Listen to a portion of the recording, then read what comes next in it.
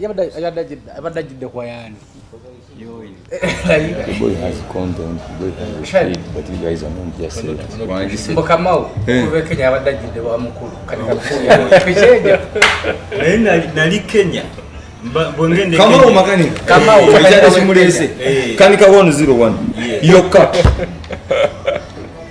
amanye ngama bwe nali Kenya oba bwe ngendayo omuzadde we wenyini gwe mbangenzeeko nga mugamba oimporting otya makanika nga naffe weetuli wano kati what goes around do what comes around kati nange nebuuziza nenga kati bulijja complainingira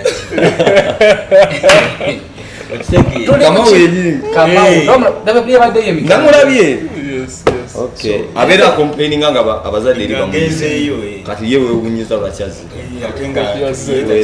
tuli ku Ekimeza Kya Motocross mukulikeyo mu round 3 yabadde mityana ku Easter Sunday yaliyo ku Saturday ku Easter Sunday ebintu byabadde bingi nnyo mugamba mpogo kakkamu ku Ekimeza kino naye ebintu byabadde bingi nnyo ebyalabikiddwako ebyawuliddwako sofa abantu banyumiddwa era twagala okwebaza abategesi round 3 that is enduro wamu ne Southern Vegas lawuliddewo kubanga simuko yabadde COC ayinza oba nga FMU ya mulondo Vegas race no over for just going for the race so kyabadde kyamaanyi nnyo twagala okukulisa abavuzi bonna bitugenda okwogerako bingi nnyo bikes zisinga zayononese ezimu zayononese abavuzi positions zakyuse abasinga obungi baswitchinze ebifo ate abamu bafunye essanyu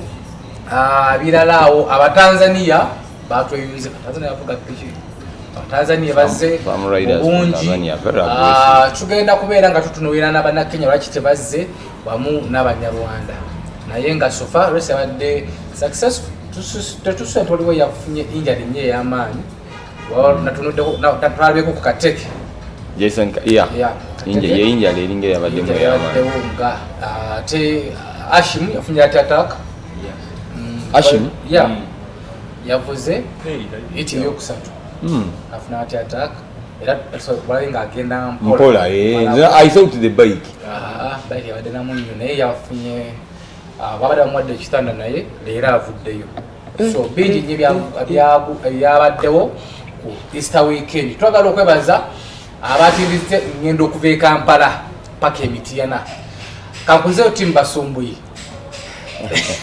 ekulemberwa omukulu Kamada ye chairman waayo esa byakubyogirabye njira era yonyini nsumbuye ndeka ndio stadi ano tuweza soko tukachuka mbori kati kanso esa ndio kitegedde sikitegedde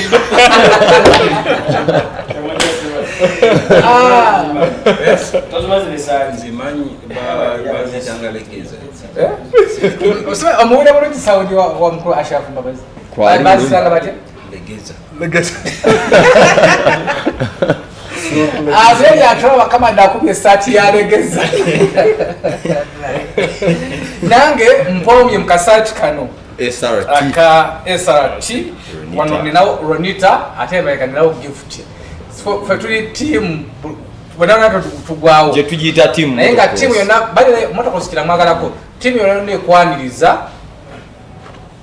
nze katempere era njagala okwebaza omukulu Mr. Sebuguzi Ronald ne Mami Ronita ne team yona coach Binso kwera nga mutu wagala kuwa mujozi byonna kye kirese sina mujozi bokka waliwo twaliko galugeeyo Binso bede nasanga nga pichi yakira ne mbitaba yakina ne yononekanga jangu yakina nabo no that is the sport nakala spirit nze waliwo party chomu angambye ne kankoma tujena byogera ko masa sport wetu nene waliwo wutuka enkambi emusebo nga ne wokabaka baka locktie tubaba kitabuza no kebotai ngato sawa jukwa nebazo mkulu ono mulaba tuli mu class yemu naye picha kene ne yayo ngatumaze katumaliriza nga swansi adayo pichinge parking zao nekola pressure naba wo mpira mulamba kunatuwa tube naga mukiteka ngo mwana ndavuga namvuga naswaza nakiriza wewe mumufunze ye champion w'emitiana byeyo nakiriza ate ku championship aliwa tugenda moka gukyali kwakatandika naye nga sofa tiimu eno nayo tiimu yange era ndi mwagizi nnyo wa mukyalo ono Ronita Sebuguzi era yalinye podium tuwaga podium abadde ajjanga agibaako naye buno gweyongeddemuko mpozi ekyenjawulo mpozi ekyenjawulo kyabaddewo yafunye whole shot bill this time so era leero nyambadde mmayo okwegamba mpomye naye nga twagala kukuzayo kanso tusanso okukola Ekimeza kale webale nnyo bambi tujja kutetenga musajja wa Lungereza era webawuliramu mixing tujagenderaawo esaawa zino ye champion agalaga nfe tetwasoma amaanyi mangi 101 manyi mangi eyo beast okimanyi saawa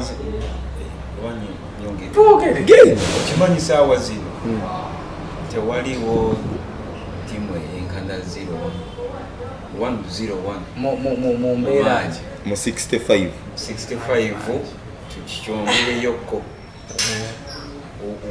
timu gyolera birungi nemotoka ezi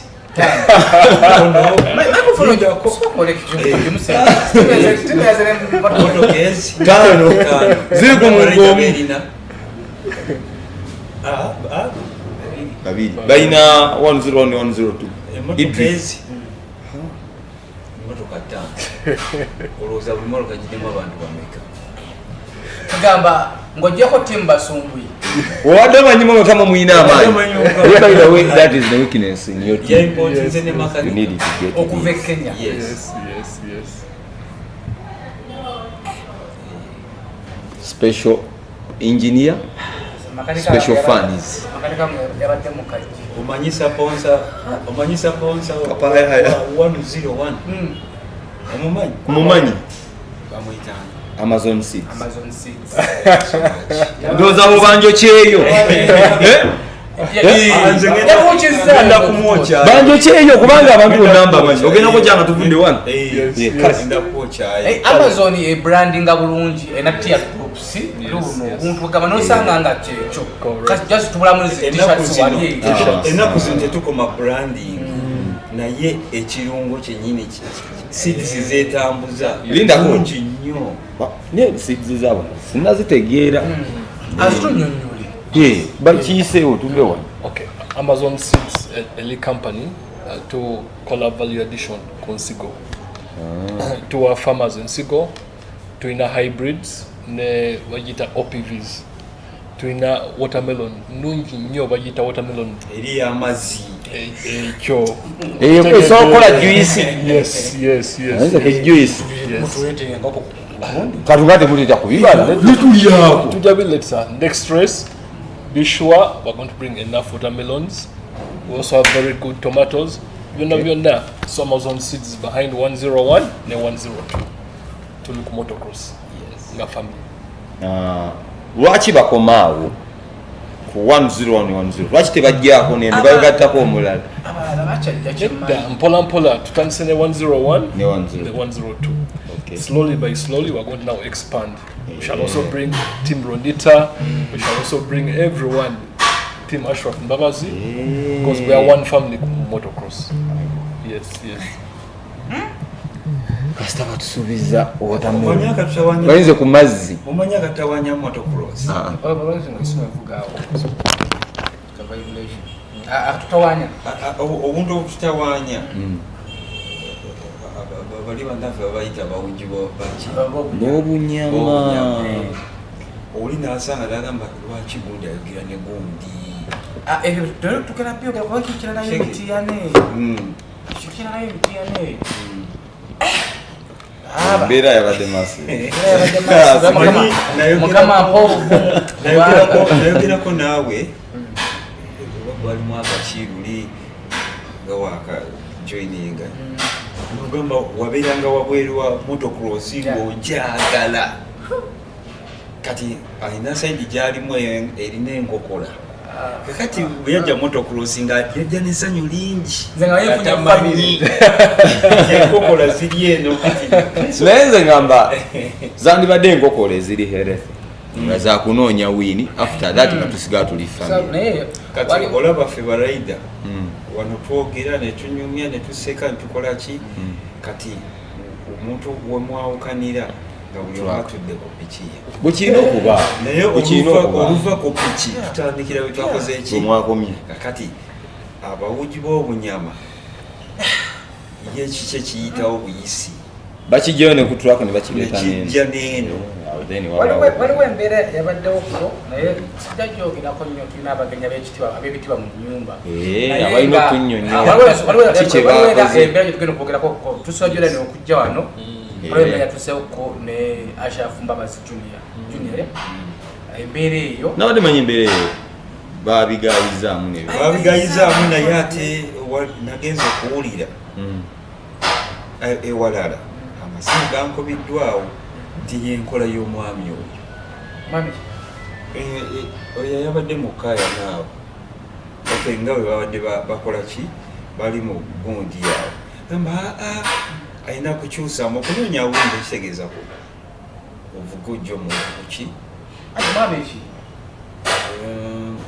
yankobidde obuyo gugamba agenda okujja wano ngenda mubuuza ekiba kisoboka tukubireko noyayogedde dairekitiko sagala kugeya kukuba kugeya bwoyogera ekintu ekyo nga tokola ebyavudde mu meeting mboba olwatwagundi ekitegeeza nga balina batozi zaabwe then awo kiba kiri out of control yaffe banga bo balina issue yaabwe baba balina kutula bo babiri beetereeza naye kyensobola okugamba nti kiki nanyinyonyola kuba nzijjukira nadde nkibyewuira nga sina kyembanyi natuusaawo nendeka nsanga ezo story naye SB4 bulijjo jja n'ompisa kubanga track ebangazi ate kyetaaga ojja okumpisa nze nzijje nkole ki blocking okubanga ogenda kumpisa oli mu banka ndi mu ina ate kikujje mu ina ojje okitegeera kakati nga bwogambye nti ekintu tekivudde jjo kibadde kyamabegako byonna bitegedde jjo bulijjo nze simanyi kibadde kyamabegako nga bwogambye kati ate tekiri kulaide omu yenjawulo eriwo nti ono yeyeka gwe batawaanya ate waliyo abantu babiri ate nabo bakomplininga ekintu kyekimu naye olwokuba kibadde kikoma eno kigenda mu juli tujjamuza omugenyi waffe Shadi soko tubuuzeeko gwogera kutwitiramuko resi yatambudde etya resi kubanga nze leero nga nze nina akamwenyomwenyo era ndi musanyufu resi ya okutwaliza wamu resi yabadde feya newankubadde mwabaddemu obuntuntu nze ngaera bwe nagi predictinga mostly 65 era bwe yazze kuba nze nteekamu nnyo nekali singa kino na kino tebibaawo gundi ne gundi bwe bajja okuvaayo tusoke ddala ku 65 impact gwe bwana n'omulama gw'olwaleero kuba by the way nze jjukira mba ku online wali emirama giri ebiri 65 n'eyabakyala 65 ate ekirungi ekiriwo 65 tuba tugyogerako tulina abazadde babiri bonna balina abaana mu 65 leading eno tiimu ye leading nze ku lwange akkiriza ono muganda wange baluganda nzikiriza nti omusajja ono yandibadde abeerabeera waawo naye alina obuzibu bwe era bwe mbanze nga mpredicti nga mbagamba position 1 egenda ku 101 olw'ensonga bweti ne bweti position bweti njijjako omuntu ono kuba nsuubira kino na kino na kino Mr. Paso katubuuzeeko yanjulire n'omwana gwazaala amutunnyonnyole in fact bw'amaliriza noono naye atubuulire owuwe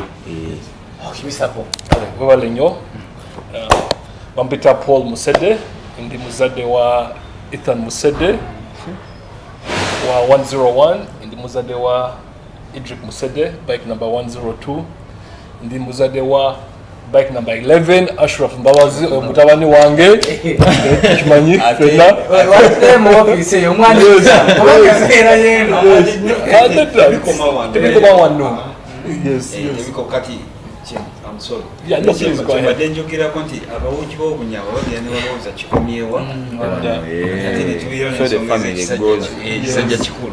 Yes. naye nga sofa baraida bo bali mu mbeera ki baraida bo balungi.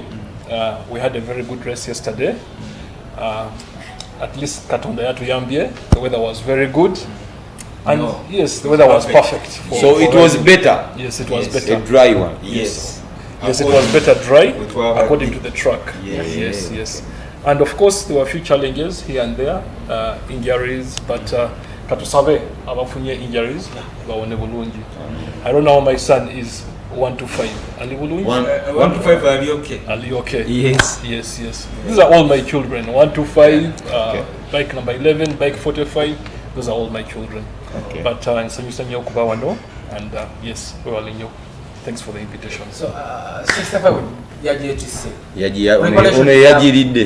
preparation zabadde zitampe na kolese zali Preparations bibadde harsh nnyo because whenever we went to Mityana, the condition was so bad. Tetwakoze practice on any dry track in Mityana. Each and every time we went to Mityana, there was heavy storm, there was heavy rain. In fact, our rider bange, they would have preferred to have a wet track compared to a dry track. Yes, because omanyi ba rider, they always, by virtue of their age, bakoze practice ku wet track, very comfortable track. It's something they master over time. But the practice was very hard. That thing challenge. Yes. I can give you an example. Yes. One day it was the armed force. Yes. Yes, that was 2023. all the faster ride, five faster riders. Correct. Naye bana batambuza ebigere.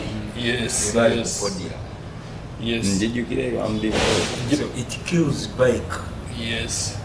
Ekitegeera ngulaba buli kimu kitegeeza eba kutonya enkuba n'etonya bikes zadde zirina okufa ennyingi olaba challenge yagidde wano mu dry. Yes. So kati ate wali kiba kiralamu. Yes, actually you're very right. Njukula bulungi nnyo that on that race. Yes. Bebe performed very well because he was moving. Who is Bebe? Yes. Bebe muganda wa Liam. The internet. Yes. But where is that team? Actually, I wish that team was there. I have a lot of respect for Liam as a rider. Yes, in fact, we miss him so much. Hope this message goes to them. We really miss them. You know, with motocross, we need to grow the sport together. The more numbers tuina, the better for the sport. Yeah. Yes, we should always focus on numbers. So, my brothers Bebe and Liam, please come back to the sport. We'd encourage you so much to come back to the sport. what happened I think I presume Mbu could have been because of the injury probably Liam got. Maybe it set him back because I personally visited their residence at Makindye. Yes, I visited their home in Makindye. I talked to the mother. They are very, very, very good people, but he was recovering from the injury. But Katusave, if they think about it twice, let them come back to the sport. Yes. so how do you feel nga 65 Ngule. tweraga tumanyi 65 ebeera muliro mwereere era nga abaana tebatudde naye wakikoze otya okubeera nga 65 kirina I would want to thank God for this. Omanyi 65 ever very unpredictable, extremely unpredictable. Yeah. We have been in races, and my mutabani wange bike number 11 Ashraf Babas, he takes the lead. So it is usually very, very unpredictable. Yeah, and I think also we had a very good bike. That was a plus. Mutawani Wange Ashraf, I know his strengths. He's a very good rider. He clears jumps, very aggressive. Amani Chokola, he thinks aggressively. Yes, yes. Young I'm the only 65 rider whipping a bike. Correct. Ostiti wajia? Nachilaba. Sini gambo byange yenyini ya gambo. Bwekituuka ku 65 nze kanze nji whipping. Yes, yes. Yes. And again also we've got very good riders like Larry Sekamo. Yes. You know, Wagamantino, you should give credit where it is due. Yes. Mutawani Wange, Ethan, is fairly new in the category. And these are very experienced riders. Yeah. So you cannot begin saying that you're at the top of it. Yeah. So we are still not sleeping. We are doing a lot of practice. That's why you. Yes, we are still pushing. We are understanding the bike better. We are doing a lot of practice. Like bike number 11 had a very good show. Yeah. But challenges with the bike along the way. Yeah, yes. You know, what you are 65. Yes. Kibox. Yes.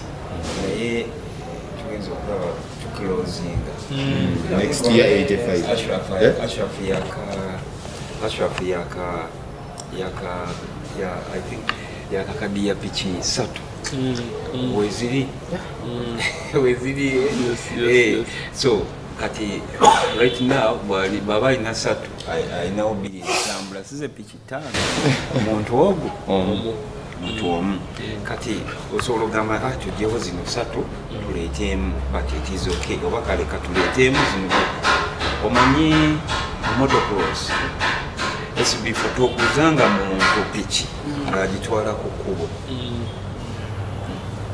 oba oyonoonye game uza omuntu agenda kugatta kuki motocross buli bwotunda wabweru w'ekidduka kyonna ekya race kati kangeze omuntu owalaale n'atunda emmotoka n'agiguza owa street nga mulimu abalina 2 wheel akyadreaminga kufuna that 4 wheel so After I think. I think it's okay. So, okuuma pichi n'olinda omuntu agenda okujja ajja ki game. So sikukuza muntu agenda kubitwala mu bibye. So kituyambako nnyo okwongerako game waggulu. Kati ne tugamba leka tulinde next year tugule buguzi ki 85. Yeah, but still kati ate bike season azitaaga ki zetaga byuma bipya nga ezebbiri zonna zetaga byuma bipya munda. So ye yagamba eyo bike eyafudde eri 2014 kati nze nga nze nina kyenagyongerako amateeka ekikirizibwa ebirungo kakati bwe nagyongerako ebirungo ebyuma biri byasigala ku hours ezitambuddeko. Yes, kati ebirungo bisinga ebyuma amaanyi.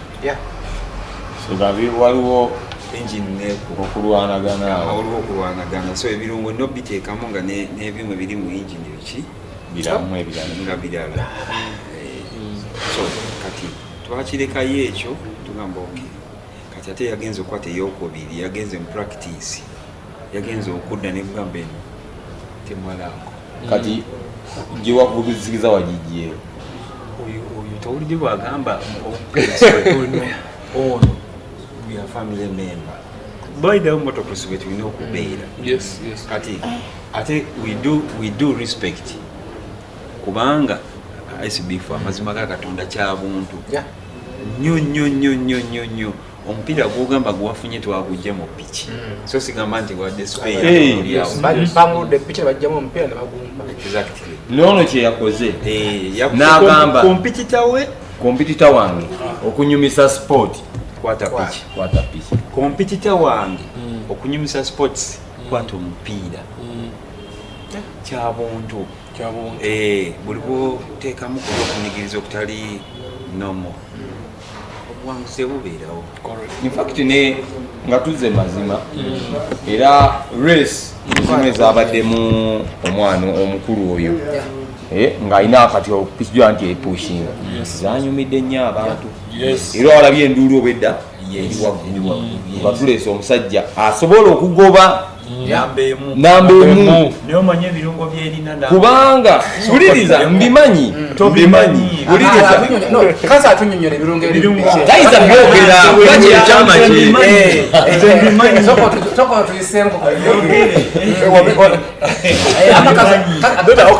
eyo piki esobola n'okuba nga etokotaawo nga tonagireevinga netegeera kikyegera birungo kye biri mu piki eyo abimanyi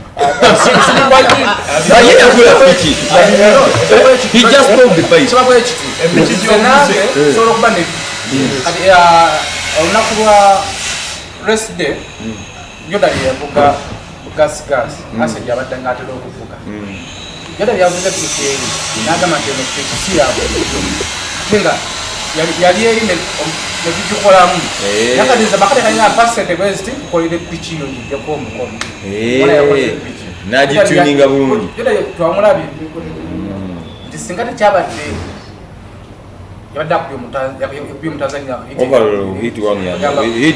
yamaanyi nnyo ng'andalu so kati ng'ono omusajja ono makanika atubire ku naye nze nga nze mmanyi lwaki tasobola kwogera akugambye first of all he's a parent naye ebirungo byerina bikirizibwa amateeka abo babikirizibwa awo tugambe nti basetinga bulungi bike yawe makanika omulabi bamuimportinze ate nakyo kikkirizibwa ne bw'omujjamiri okimanyi Kenya waliyo omuzadde yapangisa yogen omujamani ajja training omwana we president waabwe n'agamba anyulesinga traininga tiimu yonna awo we bali era ono yaddayo president waabwe yamala kulangirira mu gulyo naye lwaki yamuleeta nga alangirira Kamau yazze pamwekazina kufe ku track twabula byayitawo tewali kimenya mateeka okitege tewali kimenya mateeka ate n'ekintu ekirala nti mulimu challenges ezimu mu field eyo ey'okukanika omuntu waba tali bulungi ngali teri omuntu ali mu kubeera embi ngasi alina obulamu but challenges ezimu zibaawo nti omuntu bw'atandika okulaba nti kakize mu sente nti omuntu bw'afuna sente asobola okugamba nti kati kankanikire mu America okitegeera nga either importinga mu America najja nga kyogategeeza nti spares nga zijja mu US naziteekamu bw'aba ng'akyeyiiya wano asobola okubeera naawe omuntu ali loko okitegedde kati bw'atuuka ku levo endala kati gwali loko oba tokyalina mugaso kubanga ali ku levo ki ndala which is okay kubanga is okay kubanga sente yebeekolawo leka nkubulire tugende mulaali bamuseke balaali omuntu aimportinga mu Germany najja kumapinga mu ninga bamappingi wano tubalina okitegeere webali nga asooka kumapinga emmoto but because alina believe eri okitegeera kati netusanga challenge endala okitegeera challenge endala yino netubeerawo n'abawuti b'obunyama then two ojja genda olowooze nti epiki ya gundi ngefa buli lunaku nga makanika okitegeera osooka obalemu azitowa kyenkanaki ate obalemu ahandolinga baraida bameka ku kilasi gwe gyolaba nti aliro okitegedde ng'olaba aliro but ahandolinga kyenkanaki okitegedde so ekintu kyendeese sikireese because council but abantu bangi nze abayitidde ku nze nze neyogerako nga nze naye bw'atuuka agamba akakati wano ovuddewo nkoze ki nga bwolaba nti omunakenya yazze wano simbi nga bwolaba omunakenya yazze ogambye bamwekangiddewa naye nga makanika we yaani yasiini okitegedde kakikulaga kati ate agenze kulevondala nze nkulaga mane weekolera okitegedde kati mane esobola okukola bulungi nnyo mu ngeri ezitali zimu kati gwe nojja noyitawo nogamba sigenda kukozesa sente katukozese ffe kyetusobola ekiriwo lindako katukozese ekiriwo naye challenge wejjira nti osobola okuteekamu fine kirungi nooli naye nakozesa ekiki kyalina ne mubeera ku emmeeza ng'eryeki okitegeera so kyekiringa kugamba nti ovuga Land Cruiser Augusta kyenalabye bakimmanyi Yasin asigala nga makanika we so just kunaku lwa race day Yasin awane picha wo nga bakalo mulamba kati kulaga nti kyenjagala akimanyi kyonga zonga njagala race njagala abaswansi akweba gawuzi so nga nti sijja kuvuga nti muwe ekisinga so Mr. Peki kyowakoze kirungi kati wensigala abalina obusobozi abo bakikole ebyadda nti singa kalinganze wenabaddeawo peki yadde kiramu omuliro nga erina ebintu byokolakolaawo ojagenda otutulire Yasin ogendeko ewagundi alibize obende pressure naye kati ova ku pressure in fact singa bazadde baba ne team nga omuvuzi abawatu ku track nalinya podium nga piche mujibwako awo negenda banyonyaza ku nati bakola batya nga omuvuzi nga ye ali wali mu ntebe ye akiri abera ku kacyayo bakutuzi naye omuvuzi abawali yayina kulongoosa akate naye parking atakola ebiro ekyo pressure yokka ekyo okusinga kirabe eno waggulu naye eno wansi abantu bali organized munemula n'abamu kati okimanyi saawa zino motocross ya Uganda eyimiriddewo ku bariders abato okitegeera era basajja nga bano tubeetaaga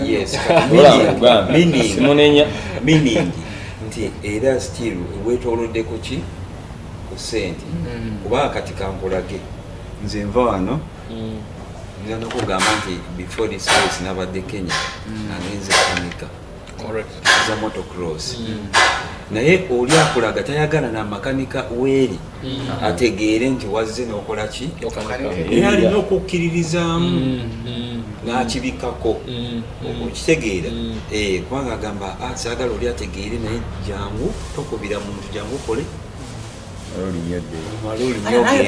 kati nkulaga onokola emipiira gyo nga mulamanya nti kati emitiana wali akaseerezi tojja gendawo gabazo omupiira obaleka ne bajja nakati era ekintu kyekimu n'omunakenya jeenu nakola okitegeera kitegeeza omuntu alina omuntu gwabakiririzaamu then one era sigaa kyetolera ku ki naye nze kyenzikiriza ekirala ekireetawo ebimukayo nze mukubye nga nti byebyaleese embeera eyo tukkirize tugaane essaawa eno omuntu asinga pressure mu 65 ate era yono asooka atugulire kakati we are standing at about 95 plus 60 that's about 155 points ate akuddirira omanyi ebintu bya 65 very so overall podium yabaddeko kwabaddeko Ethan kwabaddeko Hayden ne Jude kyekyo ndowooza Hayden ayinza okuba yaddakaawo because abadde alina average nungi mutabani waffe Ashraf Mbabazi is such a very good rider, extremely good. Okikkiriza ekyo buli omu akimanyi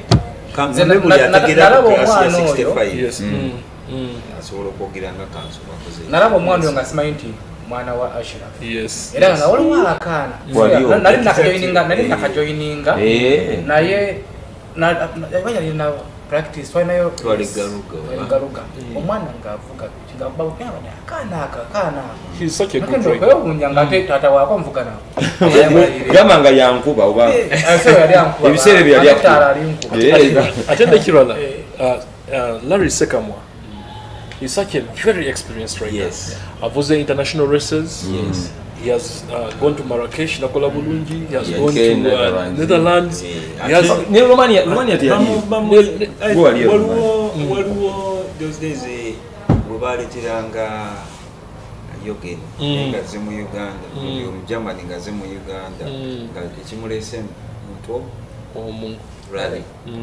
So kirungi nnyo okumaintaininga ekintu ate kinyongedde okuyiga tinsobola okuleeta omuntu ng'oyo n'abanga atadde ekintu mu rider ate nekitamuvaamu kati rally experience gye baamuwa kuva ku yogeni paka kati agikozesa. That's why rally asobola okujja ng'abadde abuze n'ajja n'akola practice ng'ezo n'addayo ku top kubanga alina kiri kyebamuwa kiri special. They gave it to him when he was still young. Yes. Kiba different. Yes. So just round ya kusatu round zizinezira maasawo zijja maasawo. Yes. Osubira okuba nazo wano oba those rounds omanyi nga team Ethan Musede we are working. We are doing a lot of practice. We are doing training. So we are really taking it very serious. Yes. So next round 4, at least we are on course. But kyensobola okugamba nze nganze tata wa Ashraf Mbabazi Junior ekituufu kiri nti tulina okusiima kuba n'ogamba nedda nze nganze omuzadde ekituufu kiri nti Ethan naye azabonaabona n'eppiki. I'm right?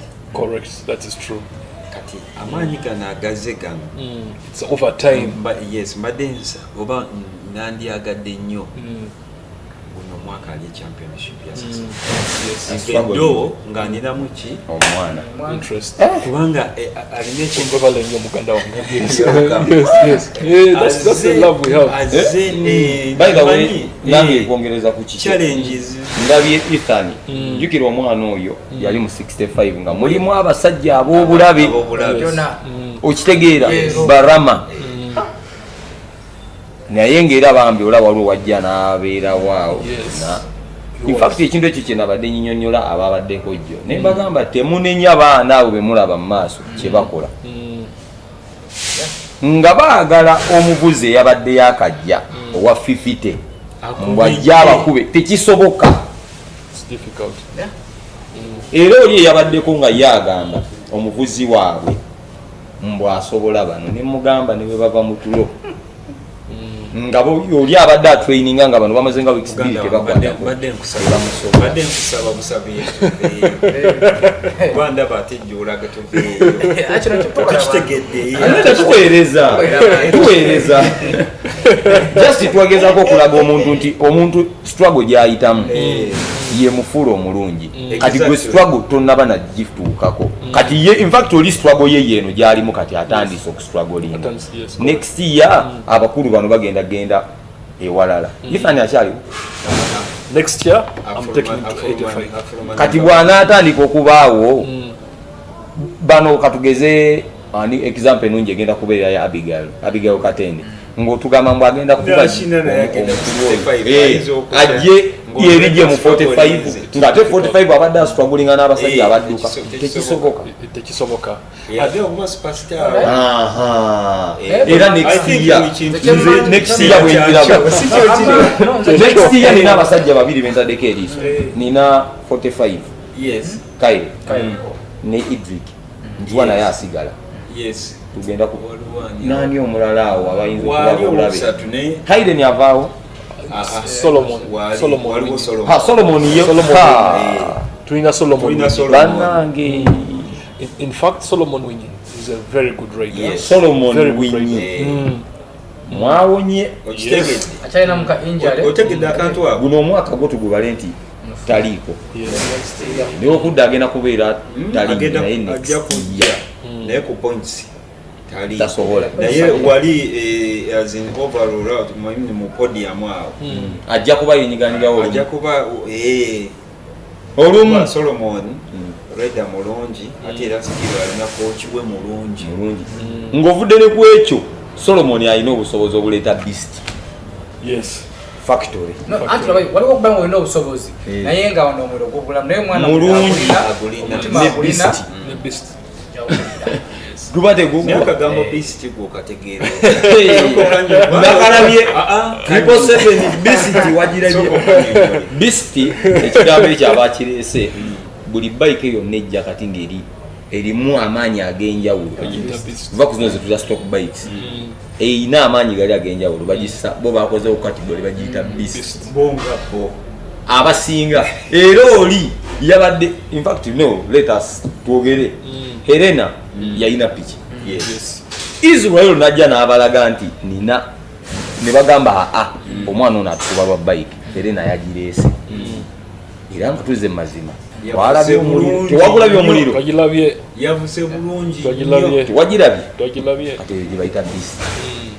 By the twagala okumbabumba ku 65 bawali uje tugenda maase waliwo omuliro twakasa tumute kuba ujwali uje tugende so nenga sikumuta ayina okubaayo naye ye kanso yalina okutuzza ntugamba nedda wano kino what yes correct so abantu gane tino gondi zino ezijja rounds ezijja wetegese bulungi. Yes, because of preparations, to call us service here bikes, and we're doing a lot of training and practice. Yes, but when you into their motorsport, they are very unpredictable. Yeah. Everything can be okay, then something small, and you get an injury. You know, yes. So, solo practice for full match. Only na practice enough ways. Alamba waromana yajukubye ekibonga abalese bamubanikiddeyo gumu. Yes.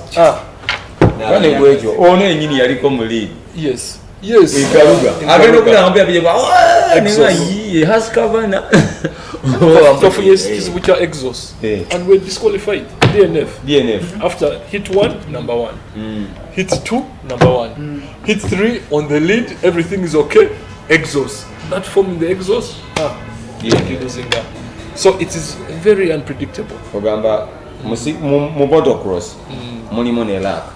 Yes, I don't call it luck. When you have blessings, luck is blessings. Because today it will be your day, and then you take the lead. Like now it's my time. Yes, and we thank God that Ethan is up there. Yes. But also Ashraf Mbabazi, Edako, he had his own time.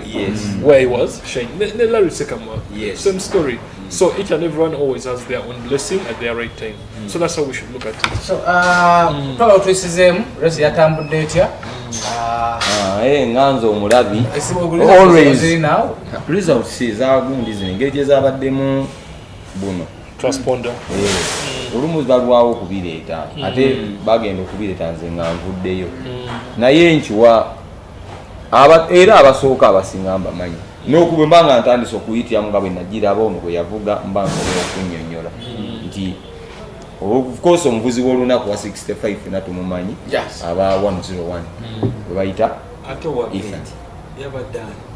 awo wetujja bwe tugenda ku muvuzi omulala eyataddewo embeera of course consistency to me Hayden abawaawo kitegedde kati waliwo omuvuzi nga ye anyway ekikyamu kugamba alina kusooka kukakkana abenga naye akola Hayden kyakola that is Jude abeerewawo kuba Jude sometimes ebimu kubimujjako akurashinga nnyo kyeki mu crashings alina pressure eteetaagisa esaawa eno okitegeera okimanyi bulungi Jude sinatuuka ku level ya Ethan mu speed mweno class jukira obadde ovuga pikipiki etali ya gear otandise okoopiitingira ku gears tosobola kuzivuga kyekimu n'omuntu azivugidde Yes. It is difficult. It is difficult.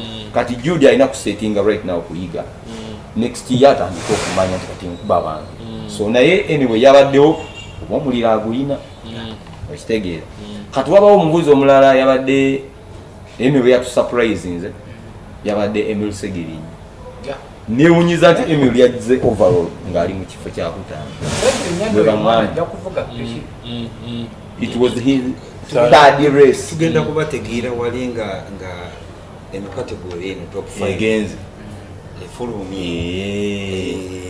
Okay. Obyava endoza abantu nga bana. Ethan Musede, Ashraf Babazi, Right. Larry Sekamwa, and Hayden Kalisa. Hayden Kalisa, like four. Four of them. Era they are the best. Kati ogyakiwulira waggulu. Kati Emil ya surprising nze. Omubuuzi omulala gwe nali yabadde atandise okuteekawo embeera nekiddayo ku kiri DNF yamayo yabadde abuze bulungi naye munnaaye ebitatambula tiibya olinaye naaviiramu awo so ebiseera ebisinga nfokasinga nnyo awo kuba abantu abasinga bebateeka amaaso naye nga omubuuzi omulala yataabadde laki adonno oba anaatereza naye naye ayinza okuba agenda Rashid Mutebi Rashid Mutebi Rashid asigala mu 65 saagala tugambe nti asigala lwakubanga Rashid oba anyway tannaba kujja kubikola nti ate guno gumu ku myaka akyali okay naye era okalaba katono buju anyway naye abalala tetugenda kubabanja lwekyo nti abasinga kati abasigadde bakyalinawo obudde okubeerawo. So we shall see them next year. Results simanyi naye nga mu Piwi tusomeko nga basatu. Piwi ani Piwi of course. Maybe before we go to Piwi, mbadde njagala at least you have an idea of the lap time of the riders. It was good that we have the transponder. It was perspective. Exactly. Perspective. Ani yakoze best time. Best lap, best time. But for purposes, I want to maybe read one of the best lap times. And I will not disclose Ethan's best lap time, but I will disclose others. It's public information. It's public, Mutabani wange, Ashraf Babazi Jr. He did 1 minute 37 seconds. That is very fast. Best lap time. He told me in fact yesterday. Yes. But me I was not aware. So that is very good. That is really fast. Then in this particular hit, Larry did 1 minute 34 seconds. That's equally fast. Yes. But Jukira Wulungi, Ashraf was riding a bike which he's not even used to. He has just got the bike and probably has a few challenges and things like that. So when you look at these lap times, they're a little bit unpredictable. I'll also read for you Hayden Kalisa. Hayden Kalisa's time here was 1 minute 38 seconds. 1 minute. That was 1 second behind who? Ashraf Mbabazi. Yes. But we should understand, because of Ashraf Mbabazi's experience, he will still overcome even if the pressure is there. Yes. Yes. But you can imagine how he's performing so well. Yes. With the best lap time. Yani. We shall not disclose that one. I know. That one it's okay. Kubanga nawe sigwa ji recordings. Transponders ezales. Ejja kuvaayo. No, Ethan's best lap time in this category was in this hit was 1 minute 29 seconds. So he was this hit. Yasinze ku yabadde amudirira seconds kumpi nnya. Yes. Yeah, so he was really fast. Evaskinje taala. Wavirawo ya sente meka. Kati kajitunulidde. Osobola okugifuna. Kati obuzibu ne bujira ku mwengendo jiwa. Maintenance. Ena kuba high nga bwebadde. the moment you lose maintenance esigala nga kya bulijjo. By the way, fuel olowooza fuel gwesisobola giwa. Yes. okosa fuel ki We actually tukozesa racing fuel. VP. Yes, VP Kubanga racing fuel. simanyi wafa Morocco bamugoba. No, bamala ne bamukkiriza. There are some places where they don't allow the VP racing fuel. Bangamba tugenda wano nogampayo gebiri mukadomola naawe no bamuyineera basobola omukuwa woba omwagala. Bangamba nti staff baali bamugaanye okugakozesa ne bagenda mu mateeka ne balaga nga teriyo teeka limugaana maybe mubakulu era ye ne bamuleka gemu n'alyoka atwala omuliro. By the way n'ekirala, are you ready for Zimbabwe? Zimbabwe. Nina information gye njagala okubawa nze ng'abeera wali ku ssimu bwe nti nga mpeereza eggwanga lines mbanziraba abantu buli kye bawandika Kenyans babaddeko bangi wabalaba ne baŋŋamba trust us we have the best 65 era temutuwona ne mbagamba waki temwazzi Kati ekyo that's why nze nsobola okubeera ku side ya kanso nti motocross tetambulira ku bigambo actions muliro ogulabi kakati gojja kumanya nti okola practice ng'oli omu nogamba odduka n'otuuka ku race lwotegeera nti wedda wali asinga. I think maybe just to add to that, Havana, Kenya, they're not sleeping. I know. Yesterday, Monday, 21st April 2025, this was a letter that was written to their members. Yes. It is here, signed by their executive. They are saying, dear members, we have received interest from members wishing to take part in MX4, the Uganda Championship. So Kakati, whatever our riders should do, the Kenyans are coming in big numbers for MX4. Yes. CSC. Yes. Bagala baje Yes. batunkemu konaffe. And they're even up to date. They say that MX4 of the Uganda Championship is scheduled for the 18th May 25 to May 2025. 18th? 18th May 2025. Members who wish to attend this event are kindly requested to submit their details to the club secretariat so that the coordination can be made with FMU and our federation for the necessary arrangements. for that information. We encourage all the riders to maintain high level of training and practice sessions. Capital letters. But Emphasis. what I'm saying, Yes. that means we have to as in nafa aba 65 then tuba tulina kwekolamu omulimu tukijje mugamba nti ono wange olaba bagikolera class age They were focusing mainly on 65. Yes. So what we can do naffe tusobola okukola ekyo tutegedde tusobola okukola ekyo Wabangambye we have the best 65 Eastern Central. Nembagamba no tulina answer. Morocco bakola batya Abagambye mbu Morocco that was last year. leka nkubuulire anti kyekyenga bagenda bamanyi nti bagenda gikuba ge mazima 65 bagitunuulira nnyo bakenyani nga manyi Morocco balina girya baliwa awo tuluddewo nnyo tugendako ku WMX kuba race eno yabadde tuludde nnyo 65 ne WMX babaddemu omuliro era ababageza basinga newuunyiza nnyo nawe mbadde nakutukano wali wankubidde nga yanyumiddwa nnyo kirasi eyo ey'abakyala era bazigatta ne ku luno baasaba nekikkirizibwa abakyala ne bavuga bokka era abakyala basanyusiza nnyo abantu. ninamu ekirowoozo nange kubanga last race eri eggaruga mutawana wange yafuna injury because of kugata class yali aprotectinga mu singa tekyali ekyo tekyandi happeninze naye ekintu kyokugata class bwoba kuba kati twakola scrutineering the day before twagikola ku Saturday race ya Sunday meaning tulina enough time okukola obusaani abali basigaddeyo okukola scoot engineering there are few olaba kanso kati there is no way gwe jompa mbu tolina time kubanga tewali budde bukola class eyo okitegeera kati olaba abakyala bavuze piki naye nga buli omu ali ku speed yawo ataliyo kweralikiriza someone coming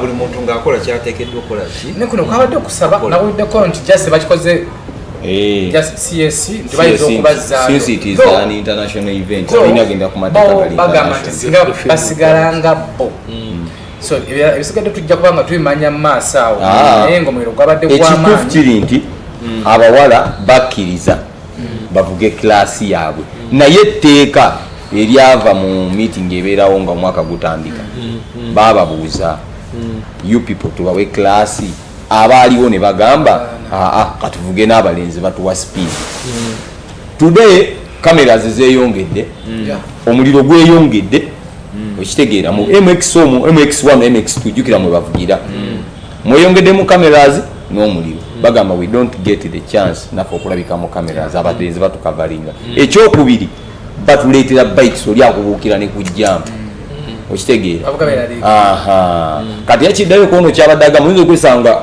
mutabani woono okugwa yali alina omuntu gwa protecting alimu okukolaki okumukuba ate ye nekimukola kimukosa naye ate tebalina kyakola bagenda kukoma olwansonga olwedde etteeka lyayita I think basi okitulamu kiraso nesigalawo kyammanyi nti ne bannakenya bana bajja mu gundi round 4 bazo twiteyo ku atete kati so sibagire nnyo kubanga nze resi ye Morocco nina obuzibu bwe nafuna okuva eno Uganda omuntu akitegeerako yali alyoma yagezaako kale okunteeka ku layini naye nga nayita mu mbeera mbi nnyo. What happened after Ashra? So sad.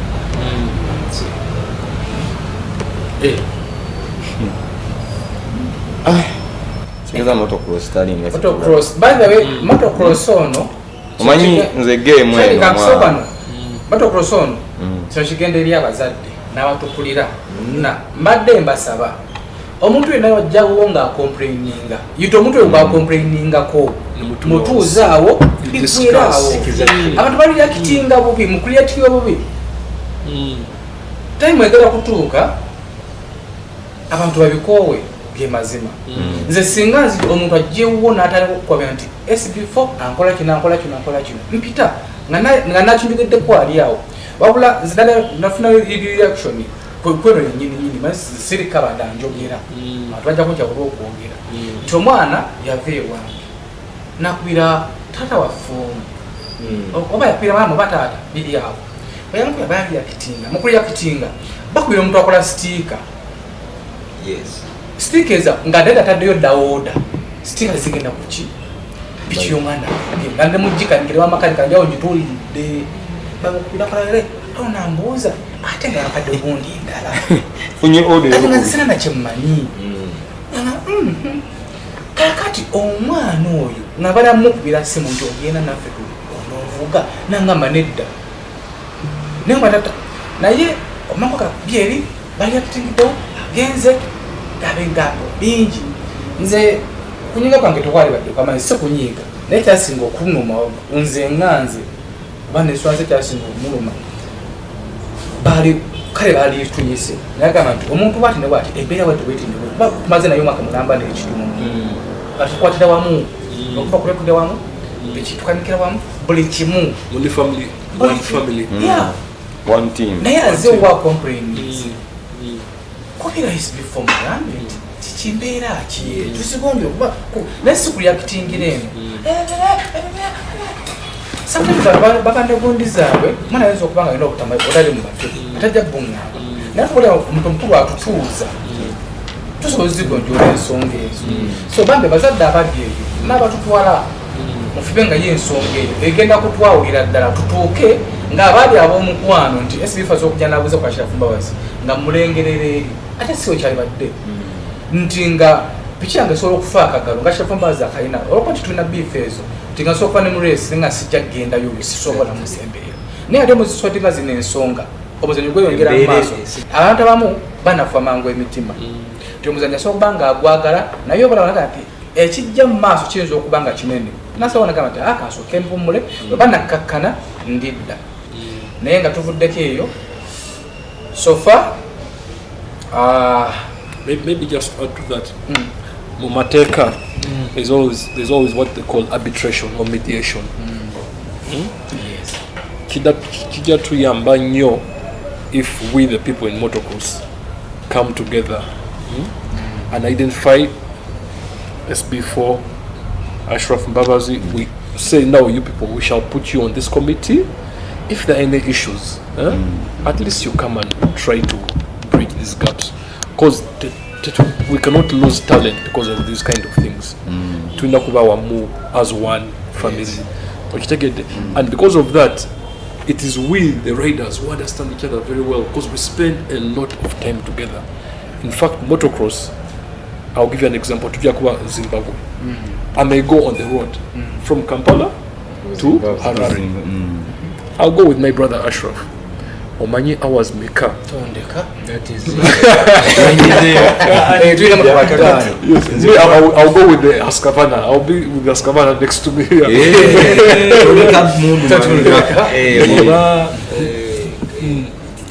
So many hours. So within that time, mu bonding and you begin appreciating people. Like you see Swansea. Yeah. Very, very good person. Very nice, jolly, everything. I have talked to her. She's my friend. And not only elders, even their kids. Even the kids. Joe Mutawani Wange, Ethan, they were interviewing him. And he said, I should warn you on Sunday tomorrow, Ashraf Mbabazi, I don't know if you saw the interview, Ashraf Mbabazi and Larry Sekamwa, I'm going to show you fire. And he smiled. But because of how they interact, they understand themselves, it's a joke. Council, let me tell you something. Uyinza okuba beef with parent ninga abaana bali bakirinze ate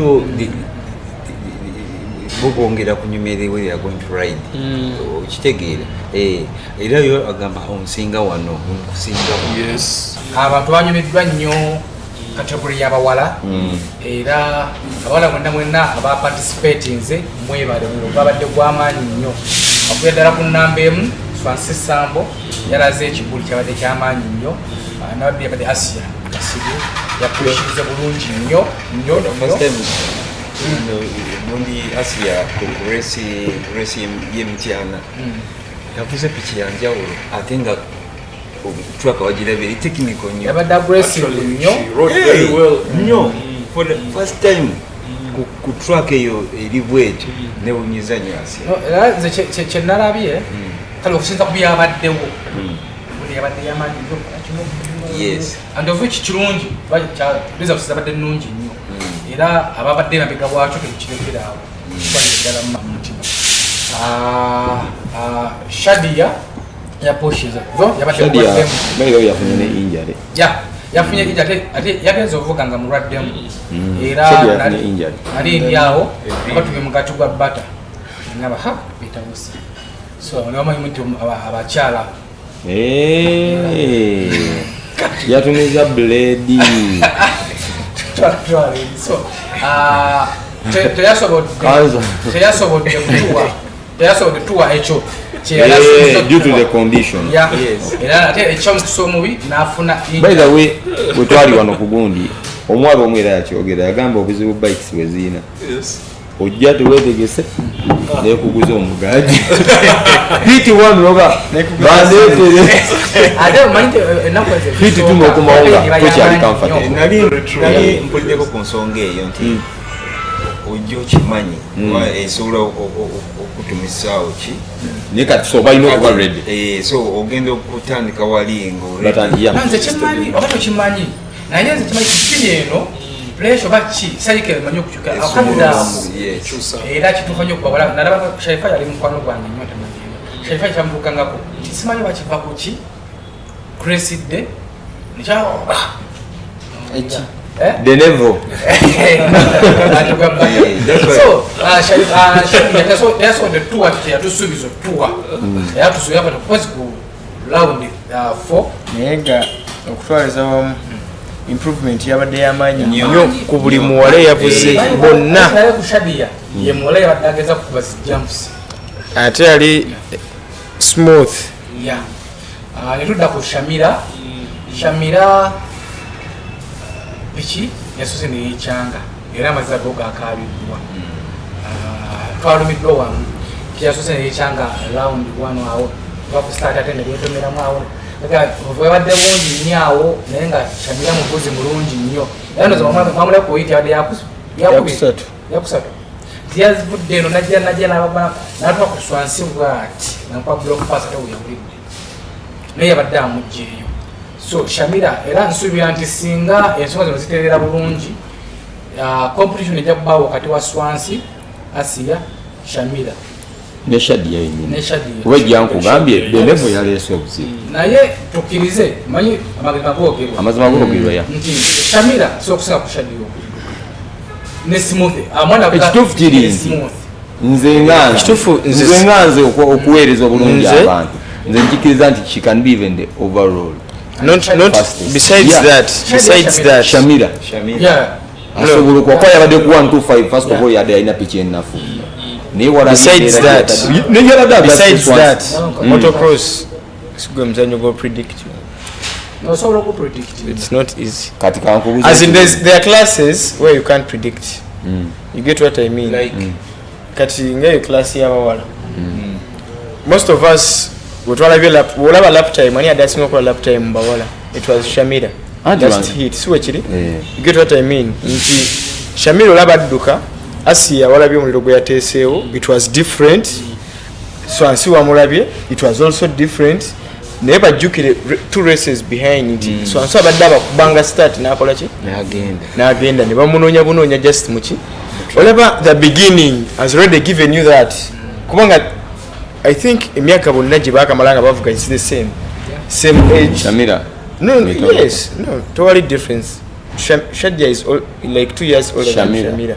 so meaning there's not big difference but now what they do they all do it together just that in mpoze mu bakyala kasito tuka mu 85 era mu not that all of them I'm sure they are 17 and above meaning same experience now jibalina ali 16 but say almost at 16 aba experiencing over 20 be experiencing so chiri Mr. Ashraf kati nze nzikiriza nti they are in the same age group age tujireke bonna bali in experience why amusinga age naye bonna onabera mu class ndala ngona ali mu ndala bonna nga bavuga kati experience ndaba yemu ate mabega kaawo ekibaddengawo si kye kyabaddewo just catenarizer kwa nti strategy tuteka catenarizer nti olabye buli hit buli muntu yabadde ayongerako every hit nti Asia hit yasoose badde bamukubye gap hit eyokubiri golaba ate alidde wali awo hit eyokusatu laba Shamira avudde mabega ate najja n'agoba kwegamba its kigenda soka kitutwalire omwaka nga tosobola predicting nti ojja kujja nga olaba Swansi adduka oba Asia adduka gwe ng'obalidde ku Asia wekange ng'ate Shadia agenze nti nono omwana wa 85 mwamulabye not Shasha Agnes naye she was riding different bike just sinunga she's also a good rider and what I'm telling you they are going to improve so much which means which is going to give us kino kyabayambye nnyo nti bavuze obudde obutono obw'ekiwala ate ne banyumirwa n'abawagizi nabwagalako abawala competinga kubanze mukambya nali n'abawala babiri kati nganze wenzire wasi ya mugamba asya twasobola kuku ngapato balina okulwanagana abantu ekitegeeza njulira zimukanika piki yasiya gye nabadde ndooza nti yagenda okuvuga omwana yagikanika alina okugikanika ekisinga ozaba kifuze wagula amanyi yabadde ayina kati nga nze ngabato ebeerewaawo nga twagala bato ebeerewaawo omuliro gubeere muliro naye gwabadde gw'amaanyi nnyo katusuubire nti abantu banyumiddwa ekisingayo era tusaba abategesi class eno bagiremezeewo ebeerewo class bagambye as long as there are more than 5 riders every race they will give them a chance. Soka tuanirize DJ Moze. Soko tubuzeeko bubuuzaawo. Empaabi mitwalo 10 wano. Za kutugulira kitambaala kya ku mmeeza. Abatulaba abatuwuliriza ku Ekimeza Kya Motocross kansala tubi LCC na mirembe bakuli wano wenyini wetuli. Amanya Mukasa Moses ngabulijjo ku Kimeza ebusiwa pikize mpaka nyingiddewo olunaku olwaleero ntuukire ku nsonga eyo kwenyini baddeko ensonga gye mbaddeko simbi y'abakyala kubeera nga doza babaawula bokka kubeera nga bavuga bokka naye ate waliwo abalala abagamba bo nga bo bwe baba tebakwataganye biyinza obutakyuka bo abamu bagamba nti bagenda kubeera nga tebatuka naye ate bebamu be basinze okunyumirwa jjo bebamu kwe basinze okunyumirwa jjo this time around banga banyumiddwa ne bakyexperiencingako because kibeera ekintu kikola wano ku national international bwekisobe kirina okubeera so kati tubadde tukikola bwe tuti bo nga banyumiddwa still bayinza naye tebayinza kistopping ate wakati wa season eno ino sigalayo speed yayongeddeko jo anti kiddayo ku kiri nti bulijjo bata okuta omuliro akimanyi Jordan ajja. But see, ask me how I lost hit 1 ya MX2 kumacha.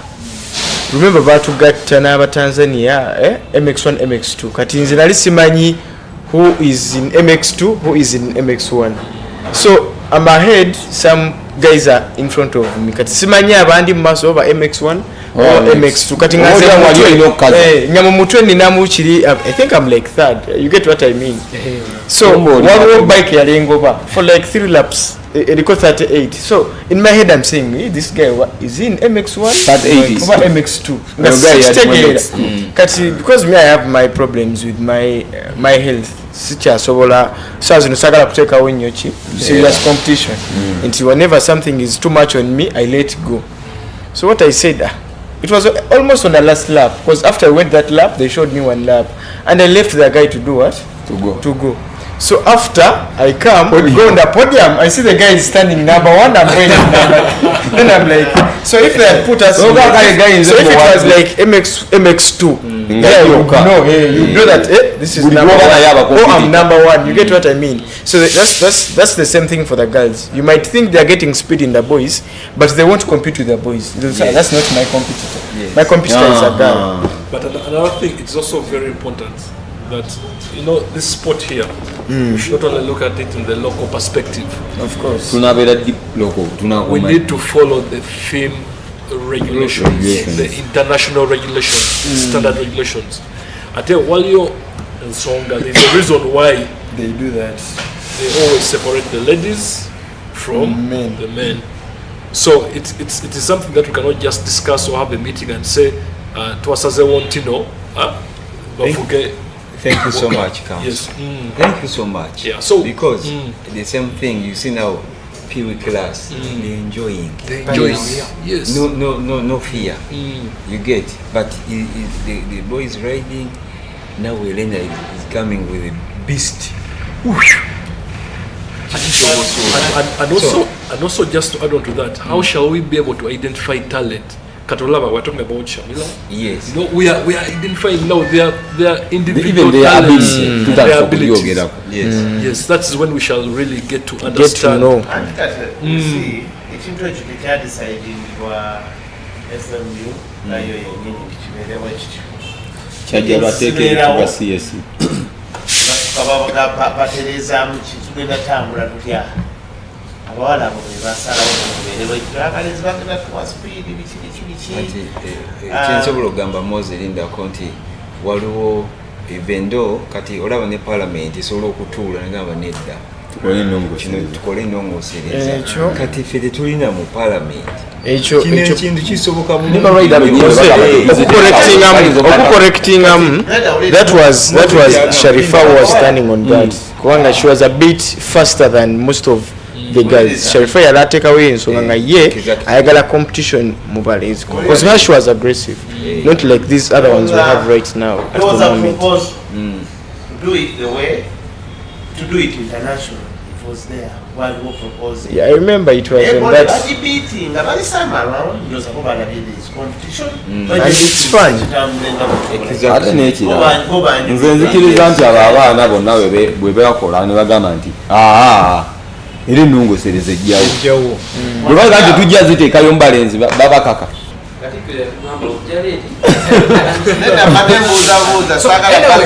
tuve ku issue eyo tudde ku issue okwa fight yabadde mu race fight eyo tufunye taata w'omuvuzi yabadde alwanagana n'omuvuzi so ebintu bino biziringa byapeninga byo bibadde bitudde okwapeninga nti bibaawo nekibawo mulundi gumu zenzijukirako waliwo race emu yali between Maxime aba ne Hashim abakinga block pass yali gundi Alesta ni Alesta Alesta nazalibwa wali tona mopichi ndani hapo atafu yali hapo wali tona najja so waliwo bate yabaddewo race eno tutaba muvuzi omu navuga nalako ne kumunne nazikiza paka wajja amuyiteko agenda amutomere so Jordan Enssonga yabadde ku tusokere ku Jordan kiki ekyabadde babayise mu meeting ngiro tumanyi kyavuze kinkoze bubi singa nakubya kasimu nga nakatuuka navuze najja babadde bamuleeta anti kati ate anedda soko lindeko mukulu SB4 olumu ebintu ebimu olwokuba nti waliwo tension mu bavuzi lwankiwa ono noli bateka kuba bakyayinamu embeera buli omu ajja kujulirakuba ashijiniya nyiza okuba musinga kati then tukidiscussing olulala. No, I can give you my opinion. I can give you my side. Kati ninyo kyabadde ogamba kituufu naye kifu nti yebateri gye tulimu nti bonna baleete. Thank you so much. Anti Salongo nze sindakwiriza nti emitima gyabwe it's fine like this. Nze I can tell you what happened and why Ashi came up like that. Nti soko ndeko nze kansoke mbabulire nzi nagenze nakyo waffe natwatugya bakwatira kiboko nze ne katete ngaba parent bakube bukumbe kumbe kalisinga wali gende ekikumi kyo okitegedde kati ono yagamba yadde ku kituufu ate noli nagamba ono bwati wakola ki bwakikola kati ate awo wenyini awo ate ne batukubira naga oyo buzibu bwebwo but kati ate onengeri janyonyoddemu omusajja ono yaline kyensobola okugamba nti avuga oba nkiyite kinyonyole ntya envuga ye yemu abamanyi akola ekiriyo nenga oli kompetita we ye natwalamu kirala kati nenyo ani ya kyo kimeza tukwera abantu twajjawo ekiriyo kino waliwo avamu rat nakyusa naddamu ndala ono yenvuga ye but nze sometimes nsobola okukanya naye why nti motocross ekisawe kiba kinene okitegeera kakati nze nsobola okuvaayo nga ndaba SB4 agenda kumpitako okitegeera nena mulati uliriza kyoyogerako nkitegeera waliwo n'okubeera nga mwembi mudduka nogamba omutansoka ina kanji musookemu yagende kati ninyo kati mpalapala zino ensonga kiyinza okumpisa obubi nendowooza mbe oba osalasa kati ninyo kati yensonga y'abantu sokoleke Ashraf njagala nnyo tuzive mpolampola wagambye nti waliwo abakubire nti oli yenvuga ye yagala ni oyo bamuyita Jovan kapaya yes kati kankumali nange kankuwa ensonga Jobani yavudde ku kyokukubira kwate teyabaddeyo ensonga ndoza zagenze viral immediately kubanga sina kyemanyi nga sina kyemanyi kapaya yayalwa Jovan 17 Bochango beerawo ngolaba Jordan nga avuga waliwo nako ng'akikoze nze anti sivuga nte tovuga naero beerawo oyogedde wali ovugiddeko mu kilaasi yaffe but because fe tuvina envuga eyaffe kitegeera but era osobola okulaba kyakoze tekiriyo ffe bwe tuba tuvuga fe abantu abawulira nti ino picha ejja nene ya speed okitegeera kubanga tetuli mu kilaasi emu kati mba nkuwestingira ki kakati omuntu gwokompitinga naye kati obuzibu ate bwokola ki kati mu muzannyo guno waliwo ekintu kinze kyenayiga nze nganze and kino kino waliwo kinkozeeko twali 40 ng'ombulokingako kujja n'ombulokingga bwoti oba kinze obwedda bali mu kunvuma omusajja muyisa naye omusajja wanzija muyisa ng'agaana tebakaba bati mu koona nga ajja bati n'asamwa negira tosaba muyisa ng'akubulokinga lindako ogwe obadde omanyi drift zibeera mu motoka wokka leo picha zibamu kakati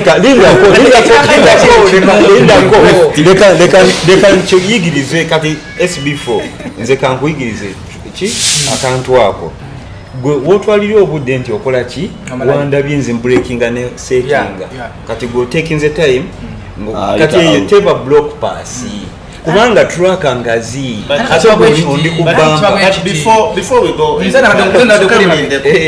tunaba kugenda maaso when it comes to block passes, yes, are they allowed in motocross? I can answer you. Block passes are allowed, but when block pass is a ganiba, it's a T-bone where you come from direct. No mtomera. So anyway, on that issue, kitawanya mmwe kiribwe kiti. Kachikunyonyo. Mukumu blockinga tuya lufude mu lutalo tosawa ngati ovuze no kuvuga no linda ne munno najja nze story je nafunye yino ni ashi ya musajja oyo na nze kanzo kemba we story buli omwagena wa story ye nze story je nafunye yino oli akulide na in fact twabade na ku live way ekiro kuba oli yayogedde bwat nagamba tulide ne fatwa abirimu nengamba kati fatuke enkulese njagala onyinyonyole okola oti ekintu bwe kiti ngoli muzannyo guno ekyo nti ekyokupanga ekintu ekyo bano okwetekako embeera ne mugamba fatu bangambye wabibaddemu nangamba wuliriza nangamba shedi sibimanyi naye embeera najjirayo bulabi ng'ebaawo nti Jordan yakubye ash block pass kati block pass eyo ono bwe yaze n'agiteekawo oli n'aluzingamu stamina n'agwa oli n'anyiiga era ye fatu yaŋŋambye nti alabika abaana abo beeyinamu embeera nti oli ye yalowoozezza byebino ebyabwe ebyemabega okitegedde nti ndowooza oba oliawo kyekyamupaso ogudde genda nvuga omuyise kwanze nalabye n'amaaso agange nti ashi yavuze natuuka eri n'ayimirira wabula onogayi navigeta wagundi wamukalo Jafari n'agendawo n'amubuuza gwe kiki ng'opaakinze nanga gwerindaku ogenda Jordan namulabe Jordan alina obuzibu bwe n'amagulu ge weyalenga kuba bibadde nga webiri weyalenga kalemeddeko n'akalekako kagende kasajja kagende ne kapaakinga nga tajja ono najja n'amuyita kamugoba kamufuka 1 to 5 ne kamugoba kati waliwo kakubona kabadde kati nga waliwo ekifunvu wano bayita kati ne kajja kamuyisayo kati ne katuta kati mukakoona awo wali obufunvu era Jordan we tamanyi piki awo sika ali mu ddwaliro kuba ka blockings omulundi gumwe kati sajja nagira wati nabedanga kaitako ati ne kasimbula kaka kavuze kino kakiri data nnyo gemazima Fiore ya fatuntu nti block pass ya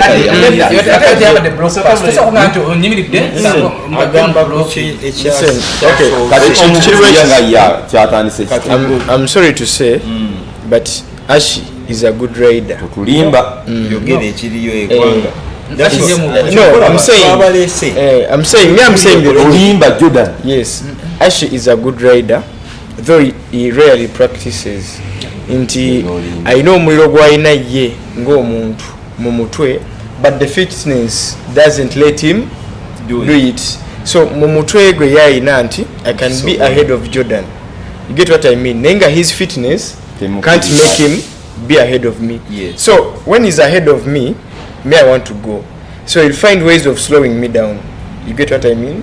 You're faster than him, but he's finding ways of what? Blocking you. And me right now, mvuga negendereza. Any slight mistake, I'm either off the bike for life or I have to go back to the hospital. Ichachiri chinabaga nti hit one na parking zinendeko mu Tanzania college. Alinga ndaba nemeddeko. So that hit, it was the third hit ndowooza. Ashi yambadde maaso. Nga bwabuuka eno nojobuuka eno let me overtake him from here nga jabbuuka nga kola ki which is risky.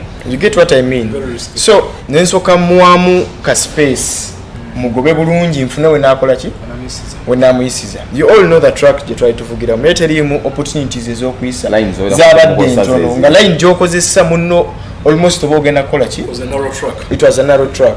So ashi we namuwadde mu space nenga ndaba kuba nadde nfunye start embi nga bengoba Habib no Tanzania they are so far. You get what I mean? Ngate ashi alikola ki kunkwata. Remember a time obokuwa. So I met Ashi in a corner. You know, after that long, after finish jump, you take a left turn, knock back a jump akasoka. Then that long jump. Ojiva kwa rock corner again. I'm right. So twas the way corner. Ashi nagenda wide. Navuga bank. Kati nze bwe nazze munda. Nembanga mutuukako nenji breaking. Kati pichi ne zibeera bbiri. Nze naye nga tutunudde ku ki kati nga wanyola n'agenda yasooka okuleka munne naye nga zeekuttemu kati nga it's not knocking kati ndowooza ye engeri gyala bit short ndowooza bwe yanyodde nga ddeeno n'aluzinga ki stamina. I didn't know that he failed. Kati nze neŋŋenda nemmuleka awo neŋŋenda nengoba Abibu nemuyitako. Abibu ye saamukubye eki block pass kuba Abibu akuuma ki line nensanga omu Tanzania yabadde mu position number 1 still yenga akole kintu kyekimu yo mu Tanzania not to lie ye namukubye block pass eyokumuleka wansi. Why? Reason as to why kuba nagenza okukwata mu Tanzania oyo nga I was really tired ku bino byenzize facing emabega. So I find ways of how to play it. You know, if you are motocross rider, I can't knock him direct, but I can do something that can delay him a bit in the name of infinite time a relaxing. No. Secho, I've told you what happened. On Ashi I didn't knock him. Ate nokuono samutomedde. But ye naze nemo closing ddala outside. You know it, Mr. Ash. That's not being that. Yes. I came from inside, he was on the bank. Kati ne making sure nti mvuga wabwe munda nga ngenda wa so I closed him from where? From outside. So after, let me finish up. Let me finish up. After, nensanga Ashi gamu overlapping. Awaya dafunye chizibu. Aika inawe against the pitch nene. So when I was overlapping him, I met him. Kati ngom Tanzania andi mabega. It was not a big distance. When I'm saying nasuka amvuga zigzaga, then nensala speed nembuza. What's up? What's wrong? What's going on? Natanzira munga angaba bugambi go. Ushtegere. Kadangambye go. Me in my head I thought he wants to play for me again. Nti Jordan is ahead. Ashi is here Tanzania ali mabega. Nti maybe he'll do something for me when you're fighting for the country. That's what I thought at first. Ningamba I have now time to do what? To relax a bit. When agenze reached in a corner. Mwana alita pitch nga girete dance. Remember me, I'm already tired. Nensiba nenga you go oba bandye but my life first. When nasibye naye nakola ki nasiba together same thing in another corner. He did it like for the last 4 laps another corner era nenchiona everywhere when namusanze. Imagine Mr. Ashraf, you're coming on a stretch waliwo atese pitch one what. You're coming on a stretch. Nengochimanyi or his intentions is to what? Block me. To not block you. Eyebera knocking. So you're coming from this side otyo mu Tanzania okuyisa ate otya nyono okutomera, so you're carrying two things. You're riding like na Uganda mulabewo no mu Tanzania mulabewo. That's how it was. So I'm trying to fight this guy not to knock me. I don't want this guy to pass me. So it was a lot. Almost at the last lap when I was in the lead, I don't know what happened. I just saw myself down. Nempuliranga baninya mugongo. Ash. But nze byotebi India, I picked up my bike. Bamaze okundeka. So that's how I lost the race. That's how I lost the race. What good day? So good day. I personally, because there was no mistake for me falling. Me, what I had was just, it's like you're braking overdose, but then something knocks you from what? From behind. Remember, you're already exhausted. Nothing after that race. Beyond my fitness. Fitness ntono. Ndina muradi nakozesa amanyi mangi nyo nayisiriza abano kujjayo oli manchi twali tugenda okubakola tubajja ashi soko ulirize mboko ezigenda tugenda kubajja mu Bwanga buno kubasunga baba mwabakuba katete yadale sempingo linda anti nkubabulira tukolere ku bantu yadda alese empingo bombi tubasibe ku mpingo eji emu tubakirize eri mu nsiko ng'obwana buno bwapigwa tebulaba tebulaba bajje mu empale tukube mbazire kamwandika more information kubanga linda katono ono musajja saa kumwogera eri nyamulaba kati Ashi yakola ono naye ono kye yakola ne Ashi yakola ki kye yakoze kye yakolani oyo omutegedde kakolera abantu okay ngambi ono musajja kye yakola Maxim okitegedde ne Ashi yakoze ki ne kati bano bali basajja bakulu kakati mmwe kati yagamba Ashi afulinda leka jury meeting eremwe ndeta mpingo tubateekeko okubamalirayo you know buli wogendanga ofuna experience in riding. There are few things you face when you're still a slow rider, when you're becoming a good rider, even when you become a good rider.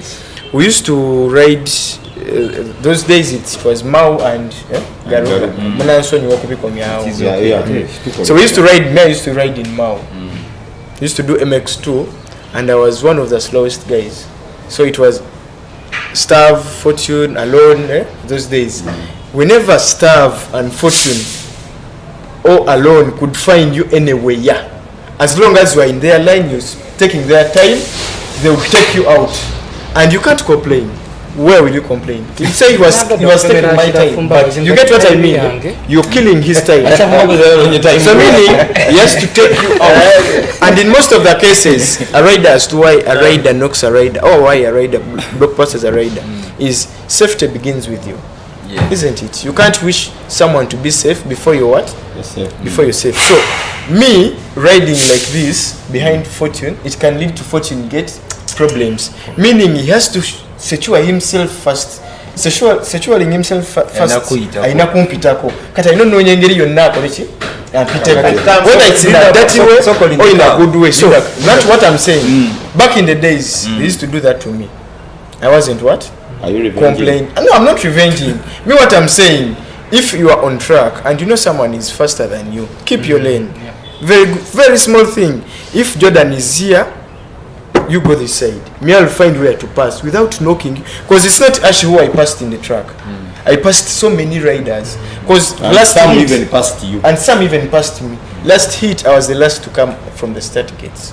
Wanga gate zankutte. But imagine when natukidde okuyisa mu Tanzania eyabadde kuba yafunye whole shot inambem when natukidde okumuyisa meaning benayiseeko babadde ki kati babuuza abo bonna Jordan yakutomedde lwaki mba ntomera Ashi kubanga Ashi is a rider who doesn't go step up like track.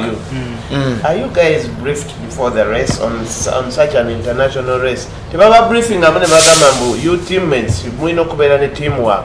Because your team Uganda and team Uganda is fighting team Uganda. So how does it look to the other teams that you compete in? Kenya team we lost to Singapore because of Kenya. Abakenya baletanga Maserule. Maserule yalinga wakuvuga rough. ku buli Uganda. Baserule nga bwategera ndi pikiche je mabega ya muna Kenya nga ile kigo naye nga Baserule yasinga okuva ku line agenda acyankalanyi maseri owulidde ngaakalanye mu 2-3 nga si agenda okulya race bata Kenya balina kitetuza teamwork balina entalo zaabwe gye babeera teriyo gundi yonna nsi etalina ntalo. No. But Uganda is beyond. Tuzitwala paka ku international.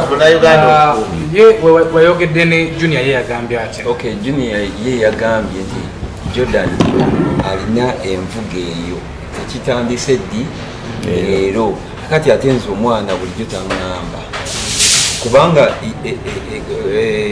ekintu ekyo kyamutukako emirundi mingi kuyisima Mukibi. Isma popcorn. Era paka wenagera ne meetinga mukibi. Era kitu ku mwana omu. Na meetinga mukibi kati bali baterire. Naye mayinti no waliwo era kati nagenda ya competing ko. Kati Mr. Ash njaga nawo ogenda oliko 5 riders. Yazze nangamba I think wadoloza ngenda kureact.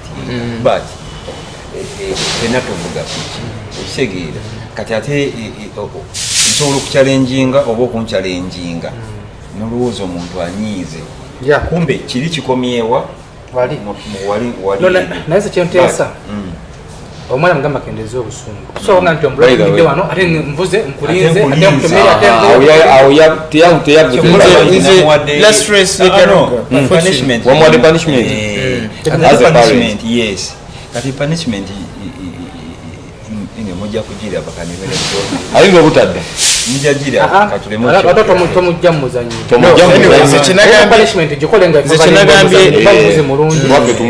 kinagambye asitula naye nayogeddeko naye ne muganda wange yange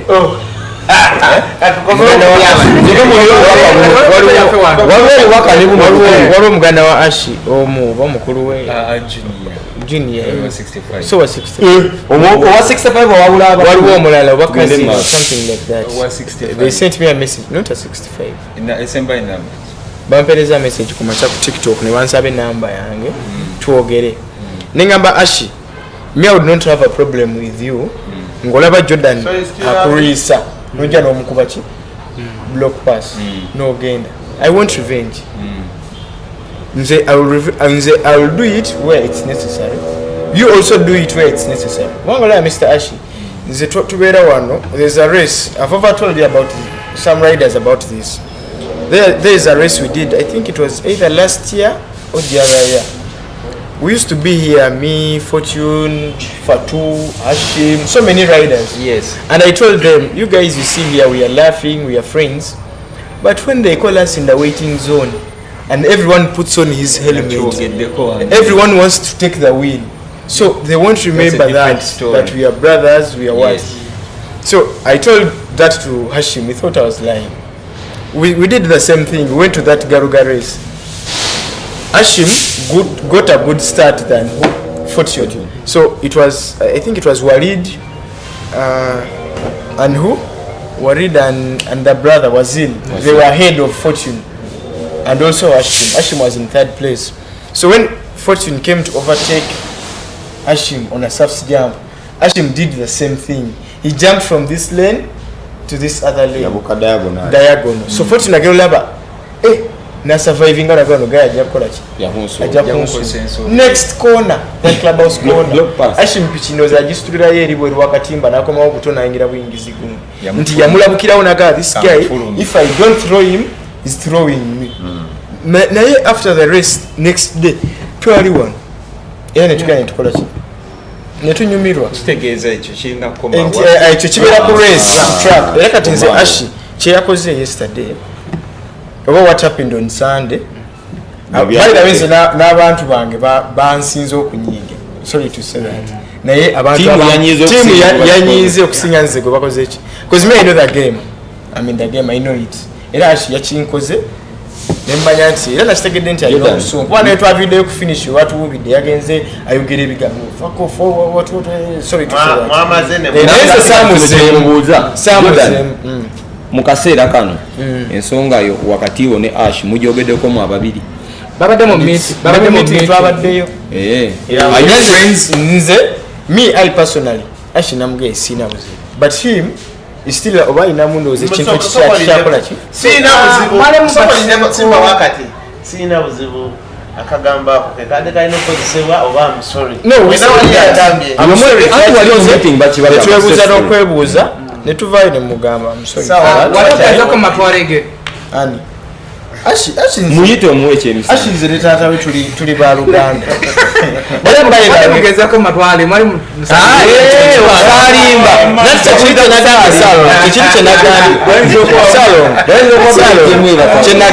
kyenagambye mu ntandikwa nti me am older than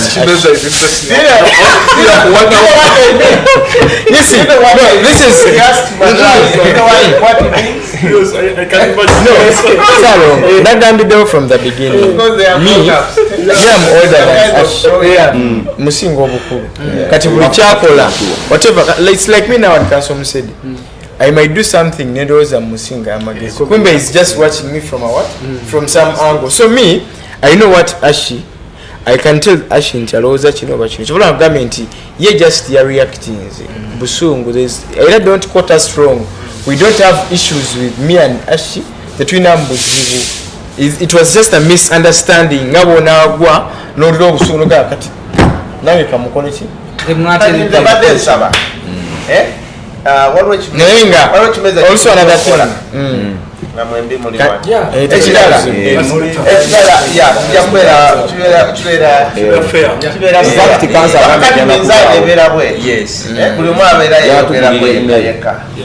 katudde ku nsonga z'abaana ababiri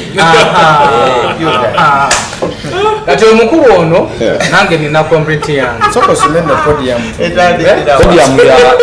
ya MX oyina bundi ezo results sizina naye I have the top 3 top 3 of course kwabaddeko mu Tanzania erinnya nondi erabidde 38 so yeitana digani wali mu comment nga Tanzania Tanzania babadde bavuga piki bali batambula bulungi by the way problemu yaabwe yenasinza okulaba bakowa mangu kiva kuki tebakola Abatanzania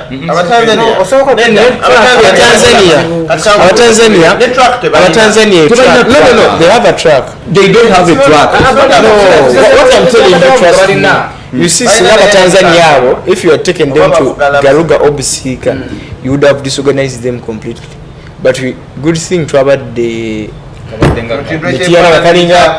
the track corners were flat corners tubadde balina opportunities amakona beera stretches tuli wano Abatanzania tebajja wano wenyini wano nga tunyumyana baawo bangamba challenge esooka gye tulina ewaffe tetulina track ekyokubiri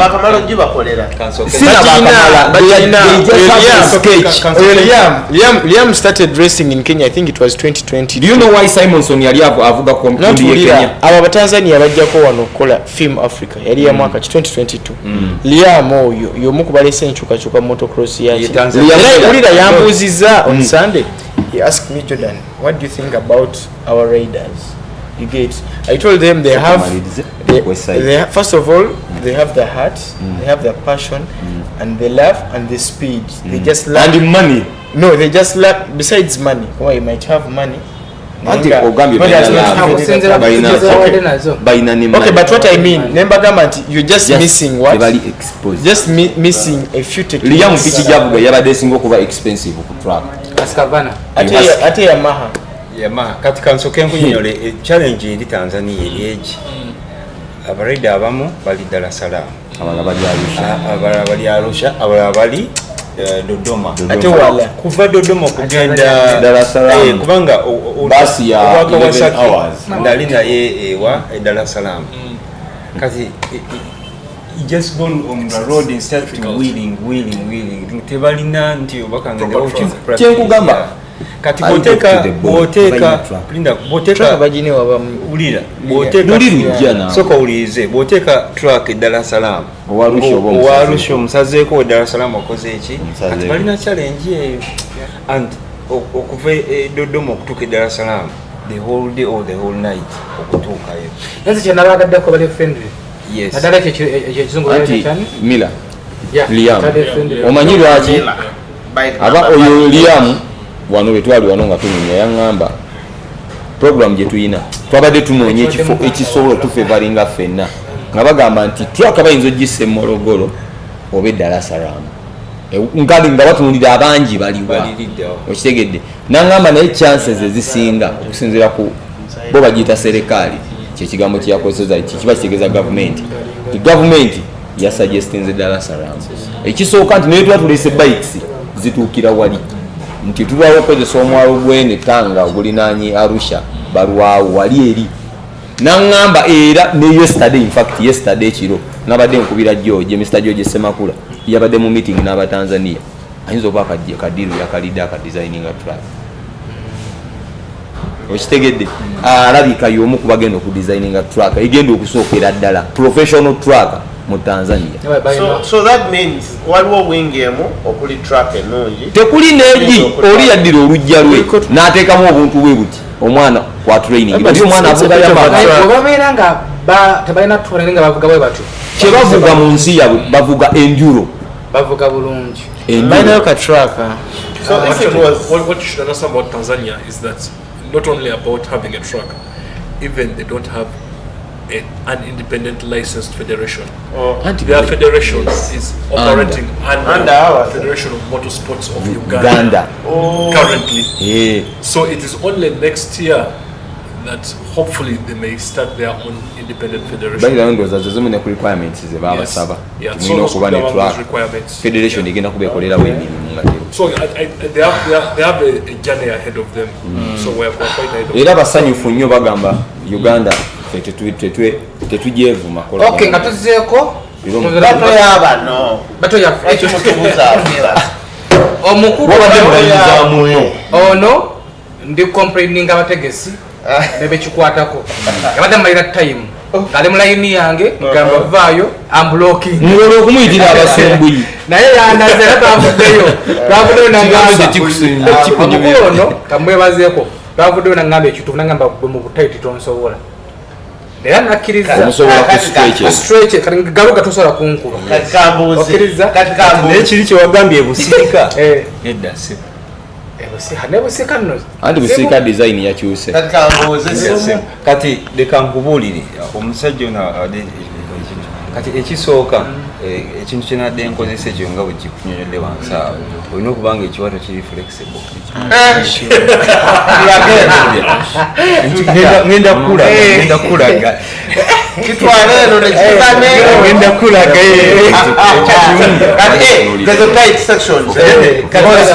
kamuwere ddala n'ekyama wevuge nga kumanyindeko omanya abatulabe bayinza okulowooza ekiwato ekirala katunyonyole kyamuto guno owunzika owunzika kubuulire kuba ye yabaddeyo ng'alaba kati kankimuweere ddala tukivuge nga ffenna tumanyi akozesa kino bwe kiti oba odrifitinga oweti ogijjayo eno n'ogiza ku tanka so that omupiira gwembaga gugenda saidi yonna bwokola ki naye mbadde manyi omuntu ono lwesi bwe gwobeerawo obeerawo ng'olaba ki jangu ku traka kuba abaana buli batuuka mu koona bakola ekintu ekyo ndaba nnyo abavuzi nga zze kati kibaba ekiti tukkirize omukulu ono aludde mu piki ebyaddala kale nze sijja kugamba n'okumukuba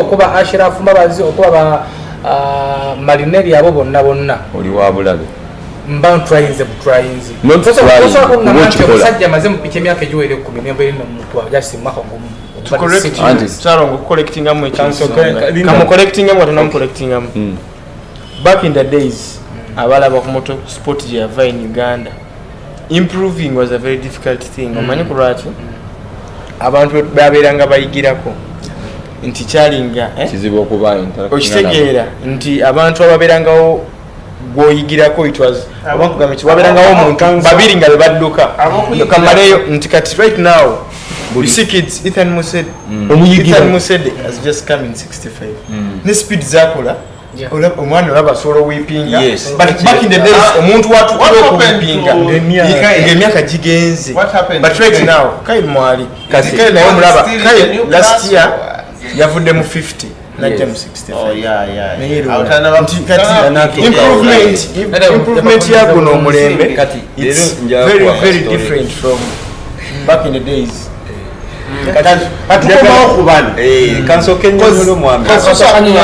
kansoke nnyonyola omwami ono abaze emyaka 10 kati kankakunyonyole yinze emyaka 10 gyogedde emitono nyinza okuba nali kati kankunyonyole nagula CR 125 nga nina emyaka 10 n'ekyo kabaka mwanga ono athablik ndinyeeko naye kufuso waggulu nga tugenda vuga bungi obujjo kalwaki nkukuba kati bakyokuba onamuvuga vet fitness omusanza ali ani fit akola practice buli lunaku okitegedde kati bulinga nzizaayo ku kantu kenadde njogerako kati kirwa ekiti nti essaawa zino olina chances nayinta okunkuba olina experience tokiruddemu bike yo irudde nayo oli flexible nayo kaze piche jo temunakwera omwana imiriza osoko imiriza experience badega akola ndeko kati one nina abana bamika ku track bana nina okulaba muno amafuta mwegali ene yakabulungi ene breaking abulungi olina okudduka ogenda Jeff yakigezaako nti omula yanywa amazzi gamala mu Mr. Ashraf excuse ye bento nange it's my same thing my side never let them responsibility no that's not a big thing it is a big thing nange Salongo nimbi soko lideko Jordan on my team bidi kukolera ndama still kyagamba ali ku pitch ninde akomaro kubo akukanka nze mondeke nkabalirize obwe bwokulya sports if it comes to sports katika ngule bwekijja ku sports emyaka kyeyimirira nnyo omuntu kitunulire nnyo mu kapiira kitunulire nnyo mu bintu ebirala nebagambako awo twali ffenna ku kimeeza nebagamba emyaka buli emyaka wegiyita bintu byewali okulunga tokyabisobola buli nga nkuba sama nempanika amagulu waggulu kati sikyasobola sobola okukuba sama nenfumita omutwe mu ttaka ne baba omusajja agenda fiira kati emyaka yadde mwenamwena muvuga vets gisobola okweyimirira n'olyoga kakati ekyo ng'okivuddeko anze si emyaka ate gitambula ne fitness newankubadde wali abasajja abaaka ye nga yakapirayo nga bwolaba omusajja Yamaha ono Jürgen Coopers tosobola kana kazambi akatukuba mu Africa kyogamba foti nakuba Jürgen Cooper Jürgen Cooper oli muve nako oli world champion soko ulirize omusajja omwami nina chances 99 ne nkunyonyola okitegeera behind waliwo ebyehandling bingi okitegeera nina okubazza tuli Mityana tuli Fort nina okuvuga emmotoka mbazzi tuli Nairobi nina okuvuga emmotoka mbazzi e Uganda okitegeera ebyo byonna olina obigatta kati bw'oba onuuse that's another story naye waliwo ekikya kiringangaza ononza okusa nti ogenda vugana ndadde joy zino ozijja mutulo nosanga obanga nja mubi kati ndowooza engeri gye nakulazeeko nti kisoboka engeri gye nakulazeeko naye obadde tokkiriza nti kisoboka nakulabyaddambu nadde nti naye nga tuvuddeyo eyo twagala okumbawumba twagala okutuusa okusaasira nsonyiwa soke tuggala akantu kano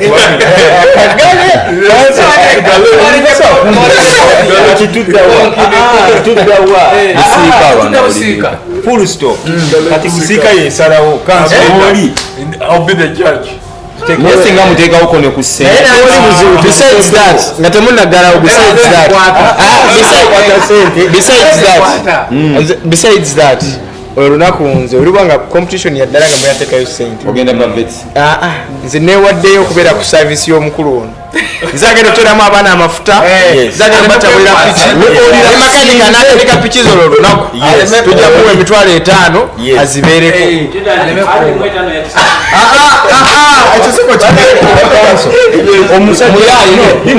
Omusajja ono yateekawo emiliyoni nga tuli ku CBS awo waggulu.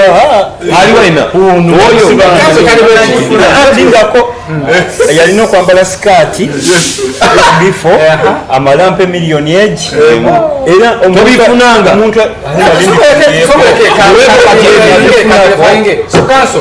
nagamba nti ntaddewo akakadde naye tegeeza ak'olukumi akakadde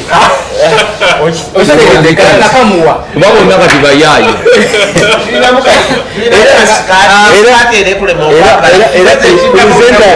pulezidenti yakitwaza ku CBS yajja nga leesa ewuli nagamu wakiri mpayo emitwalo egi tegeera kumbe kwaliko mubbi wange waliwo bano abakyala baleeta ka mobile restaurant awo kakalimu hotdoga bajja nagamba ffe tetufaayo wakiri gulira abo bonna bagulire hotdoga sente wabaya yekyanga emusanfa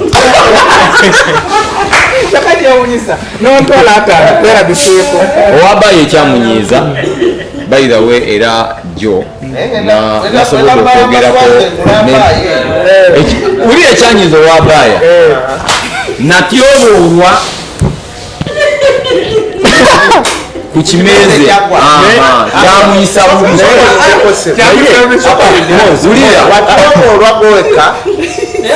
anti yagamba sisobola kuwa bantu abo nga bakola ekintu ekyo beetereze era kobootya natyo otya mundensi abalawo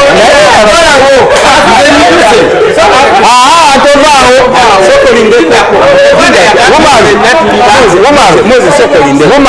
sokolinde kamada omusajja ono jogera mu kamera nayisibwamu amaaso negakukiriza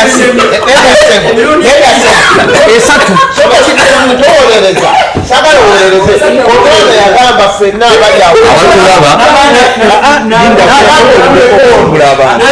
njakumaliriza omusajja ono njakumaliriza omusajja ono mozi wabaddewo ng'oyimirira bulungi ng'otunulirewo 99% nze obwedda nyimirira n'okuyimirira bwenti nemulinda omuntu atya wiri onade nkubira wiri tetusobola Mr. Ashraf Mbabazi kiyenkolemu Mr. Ashraf Mbabazi mukulu SB4 sana tugalewo ng'ensonga ya bayo sinagitegeera kibuuzo ono alinako sebo omukulu kanso ensonga eri bweki omukulu ono wulira nze leka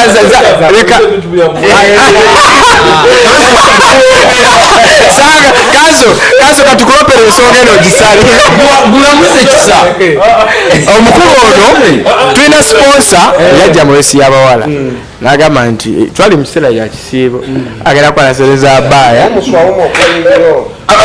omukulu teyalimba kuba yali ayogera bwati nga n'akameseji kajja ku ssimu y'omukulu omu kakati omukulu omu amala okufuna akameseji ndowooza yalina omuntu ge yali ayagala alye lwesi gw'abawaaki abaya naye unfortunately omuntu bamukubye kati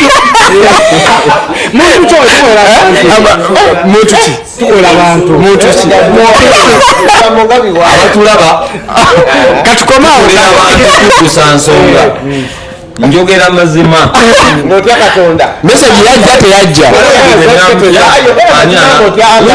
mu biseera bya swawumu ate omusajja musiraamu omukyala gwe bayita Shadia tuli wano mukubira essimu omubuuzi oba saamukubira essimu ne mugulya incident eyo ne mugamba omusajja ngambye bwati yennyini nangamba mbadde nsaba meeting n'omusajja oyo neetonde naye si ku kamera eri koze it is okay kati omusajja oyo yantobolera mu kamera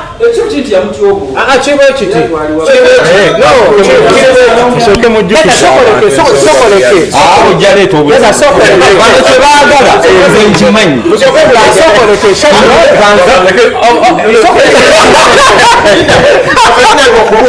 bano kyebaagala nze okuddamu ebyayogeraanaye nga okunyiga kubeerawo naye nebwonyegesereza amayi sigala oziwaayo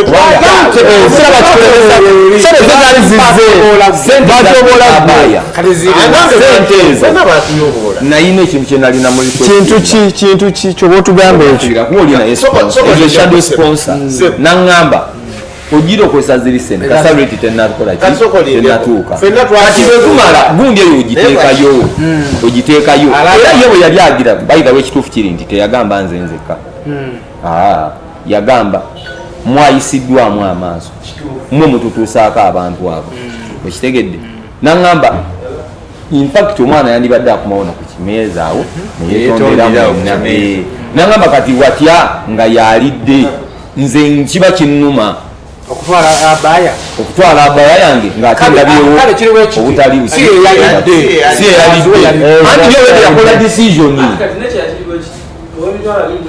ye wabiri yesiba nze kirimu ekitiza ensonga yange eri open nze twali ne Swansi twateseza wano ku kimeeza neŋŋamba omuwanguzi atwala ki 25 wulira nanti era lweso lwawedde sokowulire lweso lwawedde omukulu oyo naye namuweerezaako deposit omutwalo 10 toseka truth to be told lekala kugeralowooza kya bulimba omukulu ono nali nteeseza nziwa omukulu ani Wumalu nendwawo okukola kisokowulire male ate kati obeda takyogera tenkirese akiwakanya kati nga omukulu ono lwakuba nti yateekamu disappearing messages mu whatsapp ye naye singa tezibaddeemu yandibadde abalaga omukulu ono nga muweereza message nga mugamba nti neyama wulira namugamba bweti namugamba neyama okuwaba nati wulira sokowulire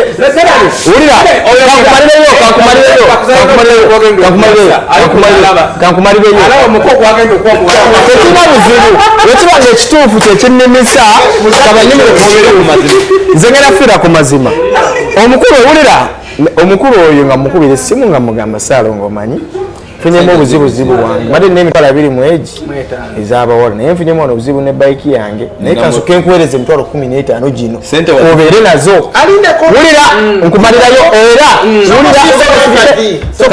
wulira sirika kakkana lweso lwawedde nze nalina birabire nobyerabira lweso lwawedde bazze bampita ongamba Jordan omwana alidde mu sente zemuga Saalongo tanabagamba era Saalongo namugamba yatandika okuseka namuga atugende mu WhatsApp ye nagenze bikula WhatsApp ngeri mu disappearing message WhatsApp se weza sente nda message ya sente usimuyo kubeera akagambo sente nakozesa mobile money eraga receive kati mobile money ategera ku WhatsApp nanti twayogera ku WhatsApp singamu messages misi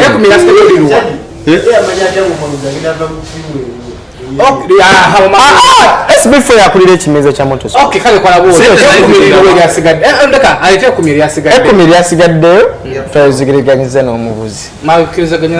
N'omuvuzi mukola ki nga sente zinayita wa Wumalu. Kati Saalongo 15 olina kati tukwate sente zo Wumalu. Alina. Nenda sokoleke. Makiriziganyiza mutya. Hello.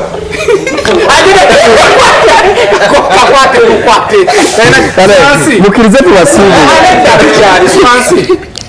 Swansi mukirize tuwasibu omuwanguzi yo yateka emitwalo 25 yakugamba nti makiriziganyiza naye mutya Swansi yogera ekituufu wangi omubanja emitwalo 3 temafunyako meeting yona nga lwesewedde ng'owangudde nagamba nsasule 15 kati F10 ngina likuwa ekitegeda sokoleke Jordan tugenda sibuka abantu onakuwalo ngenda okutira Jordan olakuwalo abale ku kamera ngenda okutira Jordan layira ng'ote Katonda eyakutonda nakuweza ku nsi wakakenda 15 ekituufu kiri nti saamanya nti ngena tukate okundayiza singena kimanyirawo salongo nandikozesa endagaano kubanga kati yali temuyiza kuŋŋamba nti sente ze nakwata nempa SB4 ewatali endagaano ate benyini nabagaye bawumalu ne bagamba munzikirize okuba nti nzizereti munzikirize ngene ku mobile money wenaweereza sente nziko kamera wulira nkwata omukazi kamera mubuuze wiiki ewedde ku Wokutano nakuwa sente mmeka okuweereza era yaleta ate waziweereza katombawomba mu motoka z'empaka omukulu Peter Kalule yafiiriddwako mukyala we ng'ate abadde Naalongo kitalo nnyo okutuusa okusaasira family emikwano ne abali mu muzannyo gwonna ogwa motoka z'empaka ne piki z'empaka okufiirwako madamu Naalongo naye waliwo ddala bamwongerako Mrs Vibe omukyala yabadde muwagizi nnyo ne team KRT so bambi tusaba Peter Kalule Mukama akugumye emikwano ne family kiba kyamaanyi nnyo okufiirwako omukyala nga ate Naalongo mubadde naye nga badde muwagiziwo tulaba nga efaananyi badde bisinga nti wagenda ku podium nawangula Naalongo abeerawo mu kuwagira Naalongo nali simumanyi gwe twali embalala gundi yaggulawo embalala Sherifa ye yamundaga era baali naye nga alina vibe y'amaanyi nnyo tusaba Naalongo omwoyo gwo Omukama abulamuze ekisa era n'abasobodde ogenda okumuziikirako tusaba mutambule bulungi ate mubeeyo bulungi ate tubajugiza Paul tugenda tuddayo mbalala Paul Africa tujja ab'embalala tujja mwenna abagezi motoka z'empaka mwenyigire mu piki z'empaka mujje ate nga eno lwale section ku section tuweragiye piki za mpaka navigator wa Ahmed Katete omukulu Morgan yazze n'abeerawo yakoze n'okukola nakola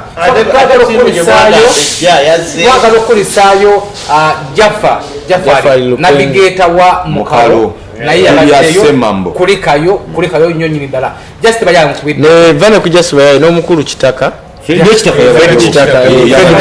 yabaddeyo era ne Susan Muwonge n'ekitaka yabaddeyo kitaka bali naye resi nasosomolabako naye yabaddeyo era yagenze n'omuvuzi omu mu ddwaliro ng'afunye obuzira bambi twagala nnyo okubeeyanza ba rally drivers abasobola okujja ne mutuwagira naffe tuddamu amaanyi ate nga bagambe rally y'embalala section ku section tugenda beera ku piki za mpaka tetwagala bino ate tusanze section ewedde tugenda kubeera ku piki tuyige section ku section tujja Paul Africa yaterekana ennaku z'omwezi nga ziti 8 wiiki ejja ku Lwokuna tugenda kubanga Lwokuna so twagala okubebaza ababaddeko nga mulaba twagala okubeza omukulu kanso tuyanza okutufisizawo akadde n'omukulu Ashirafu Mbabazi senior omukulu owaffe tetunaba kuggwa nze twala okwebaza kwange ne tiimu musumbuyi bannange tiimu basumbi eyo eyina ekyenjalo kyateesebwawo mu misawo y'ebikopo awo tiimu y'amaanyi naye bayirawe omuntu yenna tiimu eri open bayirawe teriiko tiimu nti tiimu ono tiimu oli anyone ate yanyumiddwa nnyo abaana walabe kuleta musende ng'akuba empere tiimu eyo twafunyeeko abaana abagala okugyewandiisaamu era kati nga 8 rawundi ffe ekigenda okubeerayo tonvuza piki abaana bano nga si bafako fako yakuvaawo bano nga bali nakyo munzikirize tuwumbewumbe era gwe wenna wenna nga oli eyo ng'ogenda tozza kanso mu kuvuga piki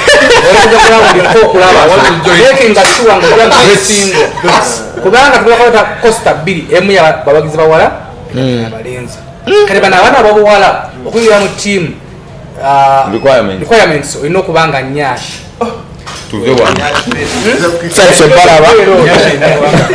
kanso nze ndabira champion Ifan. Guys, thank you so much. Maybe off the camera, I would want to tell you that the next city in Ekimeza, Amazon is going to sponsor.